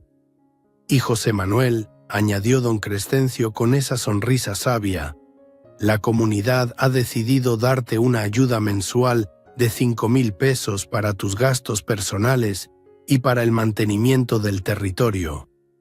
5,000 pesos mensuales.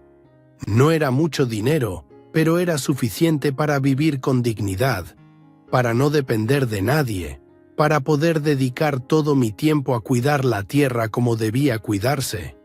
Después de la ceremonia, me llevaron a conocer el lugar más sagrado de la comunidad, una cueva natural en la montaña donde habían estado adorando a sus dioses durante más de 500 años. Adentro había altares de piedra, ofrendas de flores y copal, dibujos antiguos en las paredes que contaban la historia del pueblo purépecha. Aquí, me dijo don Crescencio, es donde tu bisabuela Soledad vino a pedir permiso para casarse con Eulogio. Aquí es donde pidió que su familia mexicana fuera aceptada como cuidadora de la tierra. Los dioses dijeron que sí, y por eso estás aquí hoy. Los dioses dijeron que sí. Todo tenía sentido ahora. La historia de mi familia, la traición de mis sobrinos, el descubrimiento de la verdad. Todo había sido parte de un plan más grande que yo no había podido ver hasta ahora. Regresé a mi casa esa tarde sintiéndome como un hombre completamente nuevo. Ya no era José Manuel Gutiérrez, el ranchero solitario que había perdido todo. Era José Manuel Gutiérrez, Caerihuandacua, protector de la tierra sagrada, miembro de una comunidad que había existido durante siglos y que seguiría existiendo durante siglos más. Los meses siguientes fueron de ajustes y descubrimientos. Rodrigo y Diego fueron sentenciados a 6 años de prisión cada uno. Sus casas fueron embargadas, sus carros fueron vendidos y el dinero fue depositado en una cuenta especial para reparar los daños a las víctimas de sus fraudes. Ramírez terminó en la cárcel también, acusado de fraude múltiple y asociación delictuosa. Su empresa fue disuelta, sus bienes fueron embargados y varios de sus ex empleados declararon que él sabía perfectamente que muchos de los terrenos que compraba tenían documentación irregular. El juez Fernández perdió su trabajo, su pensión y enfrentó cargos penales por corrupción. El notario que había avalado los documentos falsos también fue procesado y perdió su patente para ejercer. Pero lo más importante para mí no era la caída de mis enemigos, sino el descubrimiento de mi nueva vida. La comunidad de Santa Fe de la Laguna me adoptó completamente. Cada mes iba a las asambleas donde se tomaban decisiones sobre el territorio. Cada temporada participaba en las ceremonias tradicionales. Cada problema que surgía en mi tierra era discutido y resuelto en conjunto. Aprendí palabras en purépecha. Aprendí sobre las plantas sagradas que crecían en mi territorio. Aprendí sobre los rituales que se debían hacer para mantener el equilibrio entre los humanos y la naturaleza. Era como ir a la escuela otra vez, pero una escuela donde las lecciones tenían que ver con la sabiduría de siglos, no con libros polvorientos. Los niños de la comunidad empezaron a visitarme regularmente. Venían los sábados por la mañana en grupos de 5 o 6, acompañados por sus padres o sus abuelos. Yo les enseñaba las cosas que había aprendido de mi abuelo Eulogio: cómo identificar las plantas medicinales, cómo saber cuándo iba a llover viendo las nubes, ¿Cómo sembrar respetando los ciclos de la luna? Don José, me preguntó un día Lupita, una niña de 8 años con trenzas largas y ojos muy despiertos. ¿Por qué sus sobrinos vendieron la tierra si sabían que era sagrada? Era una pregunta difícil, una pregunta que yo mismo me había hecho muchas veces. Lupita, mija, mis sobrinos se fueron a vivir a la ciudad y se les olvidó de dónde venían.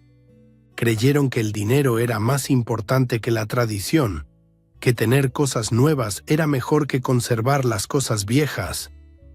¿Pero no sabían que iba a dolerle a usted? Tal vez lo sabían, Lupita, pero pensaron que era más importante lo que ellos querían que lo que yo sentía. Los niños asentían con esa seriedad que tienen los niños cuando entienden algo importante sobre el mundo de los adultos. Después seguíamos caminando por el territorio y yo les contaba las historias que me había contado mi abuelo. Las mismas historias que ahora tomaban un significado nuevo porque sabía que eran parte de la memoria colectiva de un pueblo entero. Una tarde de octubre, casi un año después de todo lo que había pasado, estaba sentado en el portal viendo la puesta del sol cuando llegó una visita inesperada. Era Esperanza, pero venía acompañada de una mujer joven que no reconocí. «José», me dijo Esperanza con una sonrisa misteriosa, «esta es Carmen, la enfermera que te cuidó en el hospital». Carmen, la mujer buena que me había consolado durante los días más oscuros, que me había dicho que era un milagro caminando. Se veía diferente sin su uniforme blanco, más joven, más alegre.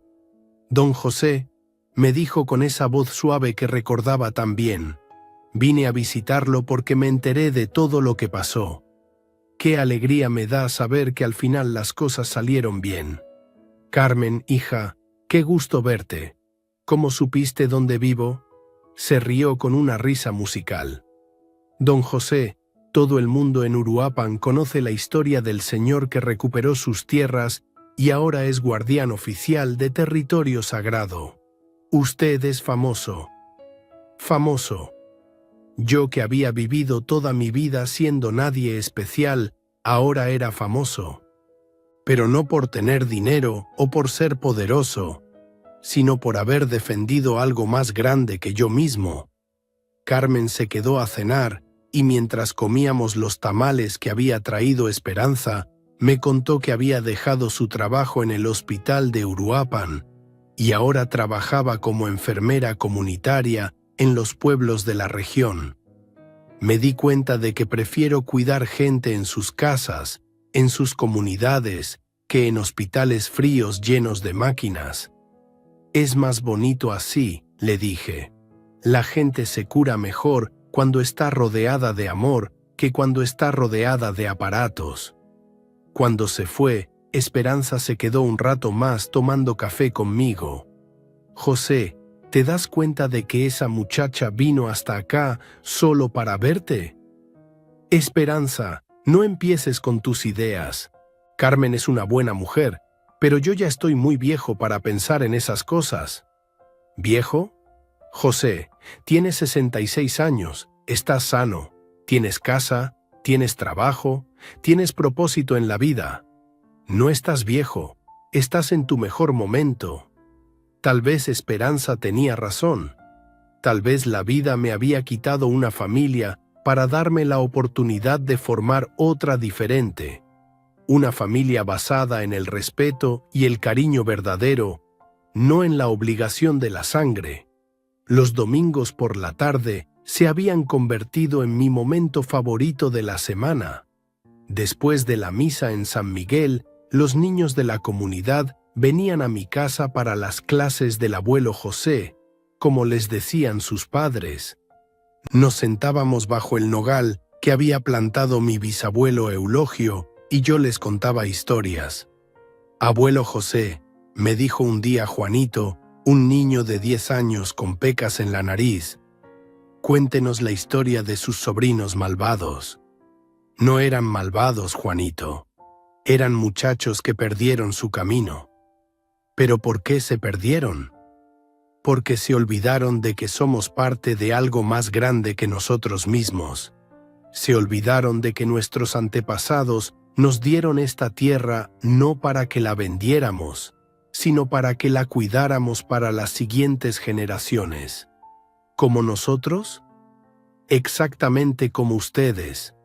Esta tierra va a ser suya cuando sean grandes, y ustedes van a tener que cuidarla para sus hijos, y sus hijos para sus nietos, y así para siempre.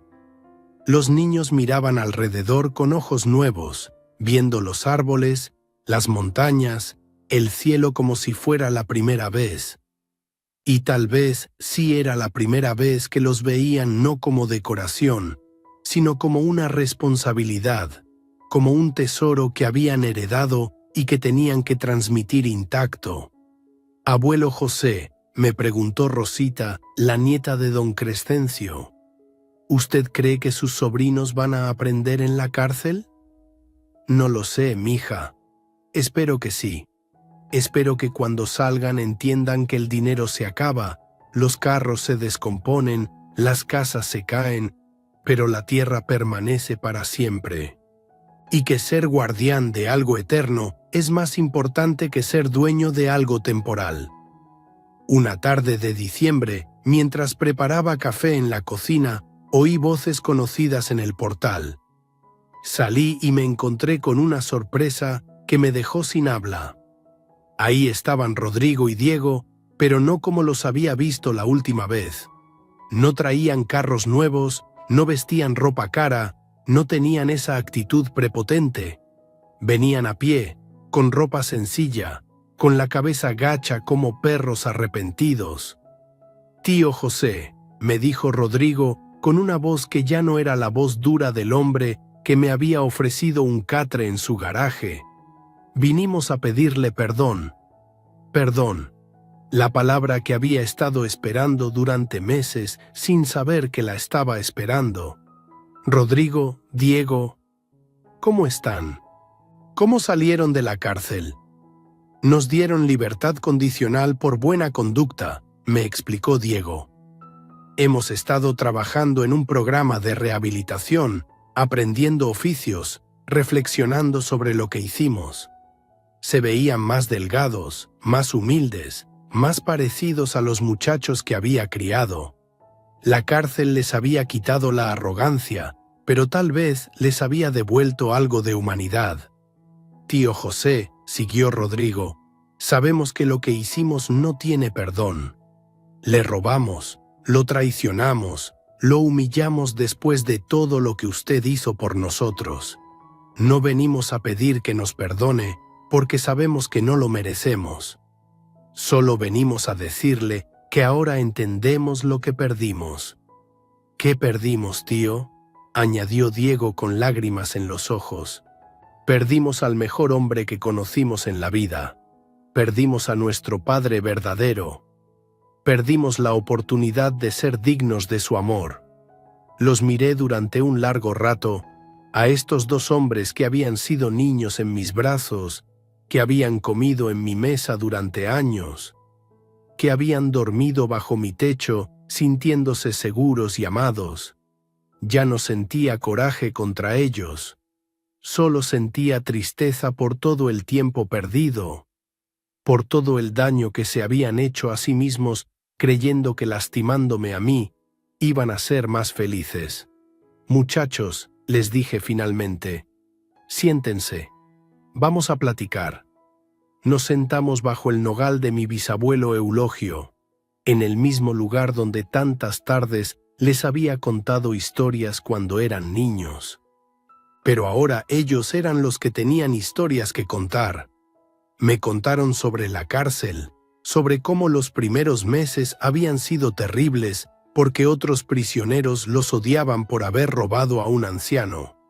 Me contaron sobre el programa de trabajo donde habían aprendido carpintería y mecánica.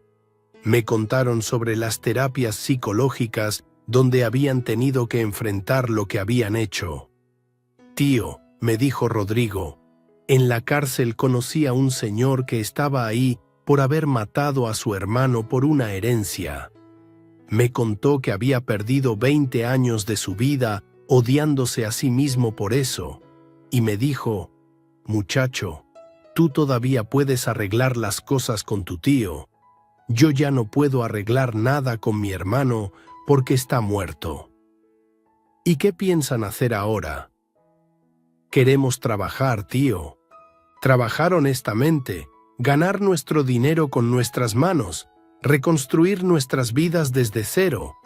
Ya conseguimos trabajo en un taller mecánico en Pátzcuaro. No ganamos mucho, pero es dinero limpio. Diego se acercó más a mí. «Tío José, no le pedimos que nos perdone porque sabemos que no lo merecemos, pero sí le pedimos una oportunidad de demostrarle que podemos cambiar, que podemos ser los hombres que usted trató de enseñarnos a ser». Los miré a los ojos y vi algo que no había visto en años. Vi a mis muchachos, los mismos ojos asustados de los niños que habían llegado a mi puerta después de que murieron sus padres. Solo que ahora eran ellos los que habían perdido todo y necesitaban una segunda oportunidad. «Rodrigo, Diego», les dije, «ustedes siempre van a ser mis muchachos. Hicieron algo muy malo, me lastimaron mucho, pero eso no borra todos los años buenos que pasamos juntos. Entonces, ¿nos perdona?» «Los perdono. Pero más importante que mi perdón es que ustedes se perdonen a sí mismos y que vivan el resto de su vida de una manera que honre la memoria de su mamá, que honre todo lo que aprendieron en esta casa». Lloraron como no los había visto llorar desde que eran niños. Nos abrazamos bajo el árbol que había visto crecer 4 generaciones de nuestra familia y sentí que un círculo se cerraba. No volvía a empezar como antes, porque ya nada podía ser como antes, pero sí se cerraba con dignidad, con perdón, con la esperanza de que el futuro fuera mejor que el pasado. Ahora, mientras escribo estas líneas en mi cuaderno viejo, sentado en el mismo portal donde mi abuelo Eulogio me enseñó que éramos guardianes y no dueños de esta tierra, puedo decir que entiendo lo que significa la verdadera riqueza. La verdadera riqueza no está en poseer, sino en pertenecer. No está en acumular, sino en cuidar. No está en ser dueño de algo, sino en ser digno de algo. Los niños de la comunidad siguen viniendo cada domingo. Carmen viene a visitarme cada mes y cada vez se queda un poco más tiempo. Rodrigo y Diego vienen una vez cada 2 meses, siempre humildes, siempre respetuosos, tratando de reconstruir poco a poco la confianza que perdieron. La tierra sigue siendo la misma tierra sagrada que cuidó mi bisabuelo Eulogio, que cuidó mi abuelo, que traté de cuidar yo y que ahora cuido con la bendición oficial de una comunidad entera. Pero yo ya no soy el mismo hombre que despertó en aquel hospital hace 2 años. Soy José Manuel Gutiérrez, Keri Wandakwa, protector de la tierra sagrada. Y he aprendido que las cosas más valiosas de la vida no se pueden vender, no se pueden robar y no se pueden destruir. Se pueden traicionar, sí, se pueden olvidar, se pueden perder temporalmente, pero siempre encuentran la manera de regresar a quienes las merecen, a quienes están dispuestos a cuidarlas con amor, con respeto, con humildad. Si tú que me escuchas estás pasando por algo parecido, si alguien te traicionó, si perdiste lo que más querías, ten paciencia, ten fe. A veces tenemos que perder lo que creemos que es nuestro para descubrir lo que verdaderamente nos pertenece. Y recuerda siempre que el amor verdadero, como la tierra sagrada, es eterno. Puede parecer que se pierde, pero solo está esperando el momento correcto para florecer de nuevo, más fuerte y más hermoso que antes. Una vez más por acá, huevón. Una noche más por acá, muchachos, con ustedes. Qué bueno verlos por acá. Aplausos. No lo merecemos, no lo merecemos. Después de un día tan berraco, weón. Después de un día tan agitado. Aquí estamos. Invictus. Me da gusto esto. ¿Cómo vamos, parceros? Buenas noches, háblamelo de Ledán. ¿Todo bien o qué? ¿Cómo estás, parcerito? Háblamelo, Pirlo. Pirlo 420 en la casa. ¿Cómo va, hermano? ¿Cómo va todo? ¿Cómo va todo, mi socio? ¿Qué es lo que es? ¿Cuál es la movida, parce? Papi, está lloviendo bien rico. Es la última. Yo creo que es la última lluvia de primavera, weón. No, bueno, lluvia de primavera. De hecho, principios de lluvia de primavera. Parcero, la verdad que hoy estoy muy bien, weón. A pesar de que casi no cuento la historia hoy, weón. Papi, cae me parto la cabeza. Literalmente. Papi, estaba moviendo unas cosas, me caí el camión, weón, me di como una vuelta para atrás, papi, y había una piedrota, marica. Por suerte que la cabeza no me cayó ahí, parce, pero sí me alcancé a doblar ¿cómo se llama eso? El tobillo, marica. Vamos una vez más por acá, weón. Una noche más por acá, muchachos, con ustedes. Qué bueno verlos por acá. Aplausos. No lo merecemos, no lo merecemos. Después de un día tan berraco, weón. Después de un día tan agitado. Aquí estamos. Invictus. Me da gusto esto. ¿Cómo vamos, parceros? Buenas noches, háblamelo de Ledán. ¿Todo bien o qué? ¿Cómo estás, parcerito? Háblamelo, Pirlo. Pirlo 420 en la casa. ¿Cómo va, hermano? ¿Cómo va todo? ¿Cómo va todo, mi socio? ¿Qué es lo que es? ¿Cuál es la movida, parce? Papi, está lloviendo bien rico. Es la última. Yo creo que es la última lluvia de primavera, weón. No, bueno, lluvia de primavera. De hecho, principios de lluvia de primavera. Parcero, la verdad que hoy estoy muy bien, weón. A pesar de que casi no cuento la historia hoy, weón. Papi, cae me parto la cabeza. Literalmente. Papi, estaba moviendo unas cosas, me caí el camión, weón, me di como una vuelta para atrás, papi. Y había una piedrota, marica. Por suerte que la cabeza no me cayó ahí, parce, pero sí me alcancé a doblar ¿cómo se llama eso? El tobillo, marica. Vamos una vez más por acá, weón. Una noche más por acá, muchachos, con ustedes. Qué bueno verlos por acá. Aplausos. No lo merecemos, no lo merecemos. Después de un día tan berraco, weón. Después de un día tan agitado. Aquí estamos. Invictus. Me da gusto esto. ¿Cómo vamos, parceros? Buenas noches, háblamelo de Ledán. ¿Todo bien o qué? ¿Cómo estás, parcerito? Háblamelo, Pirlo. Pirlo 420 en la casa. ¿Cómo va, hermano? ¿Cómo va todo? ¿Cómo va todo, mi socio? ¿Qué es lo que es? ¿Cuál es la movida, parce? Papi, está lloviendo bien rico. Es la última. Yo creo que es la última lluvia de primavera, weón. No, bueno, lluvia de primavera. De hecho, principios de lluvia de primavera. Parcero, la verdad que hoy estoy muy bien, weón. A pesar de que casi no cuento la historia hoy, weón. Papi, cae me parto la cabeza. Literalmente. Papi, estaba moviendo unas cosas, me caí el camión, weón, me di como una vuelta para atrás, papi. Y había una piedrota, marica. Por suerte que la cabeza no me cayó ahí, parce, pero sí me alcancé a doblar ¿cómo se llama eso? El tobillo, marica. Vamos una vez más por acá, weón. Una noche más por acá, muchachos, con ustedes. Qué bueno verlos por acá. Aplausos. No lo merecemos, no lo merecemos. Después de un día tan berraco, weón. Después de un día tan agitado. Aquí estamos. Invictus. Me da gusto esto. ¿Cómo vamos, parceros? Buenas noches, háblamelo de Ledán.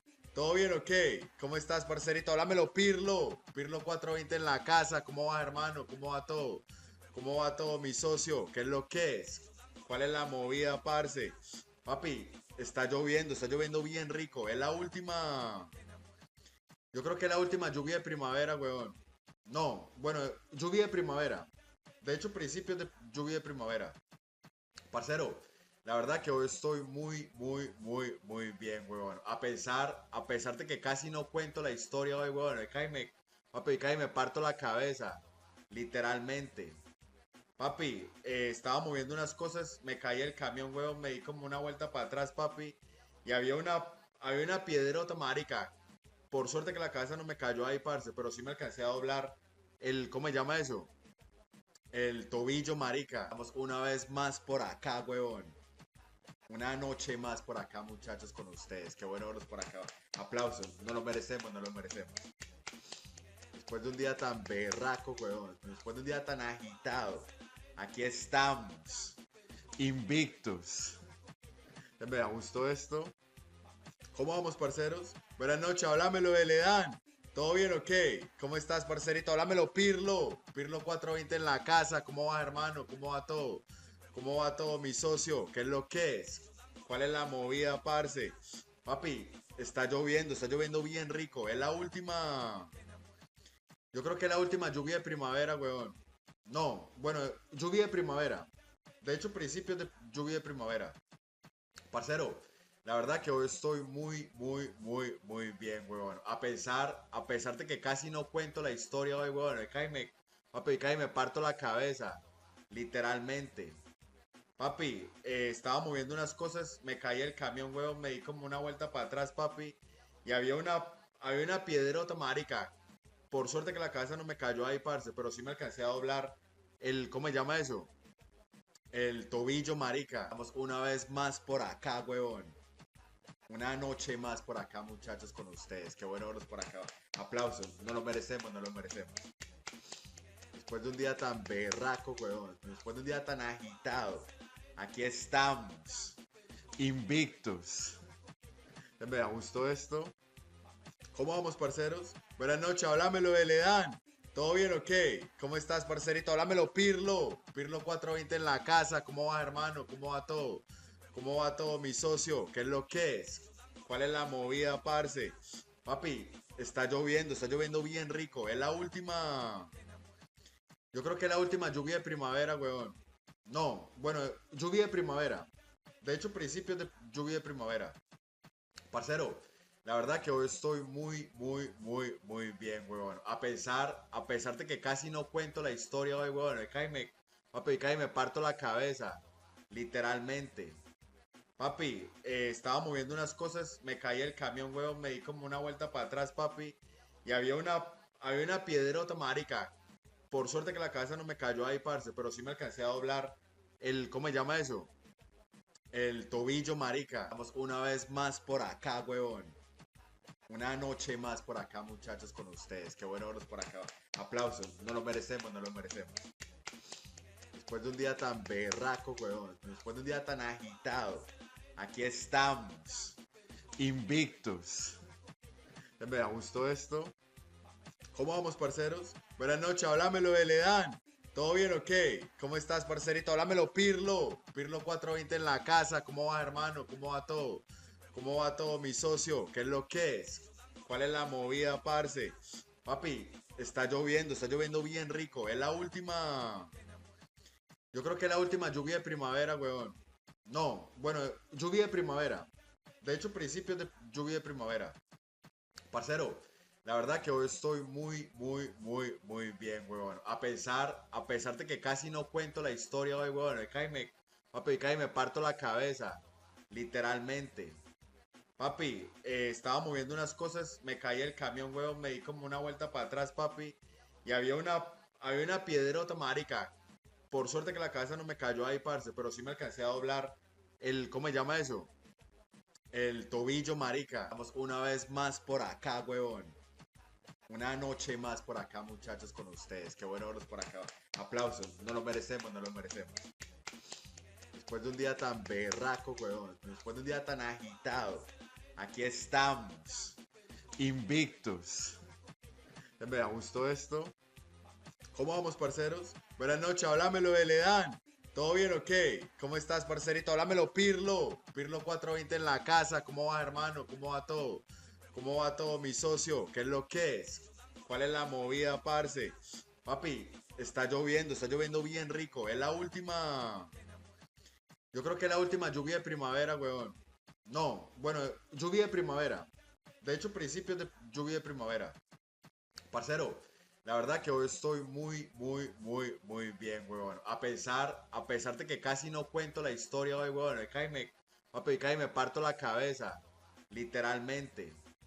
Papi, estaba moviendo unas cosas, me caí el camión, weón, me di como una vuelta para atrás, papi,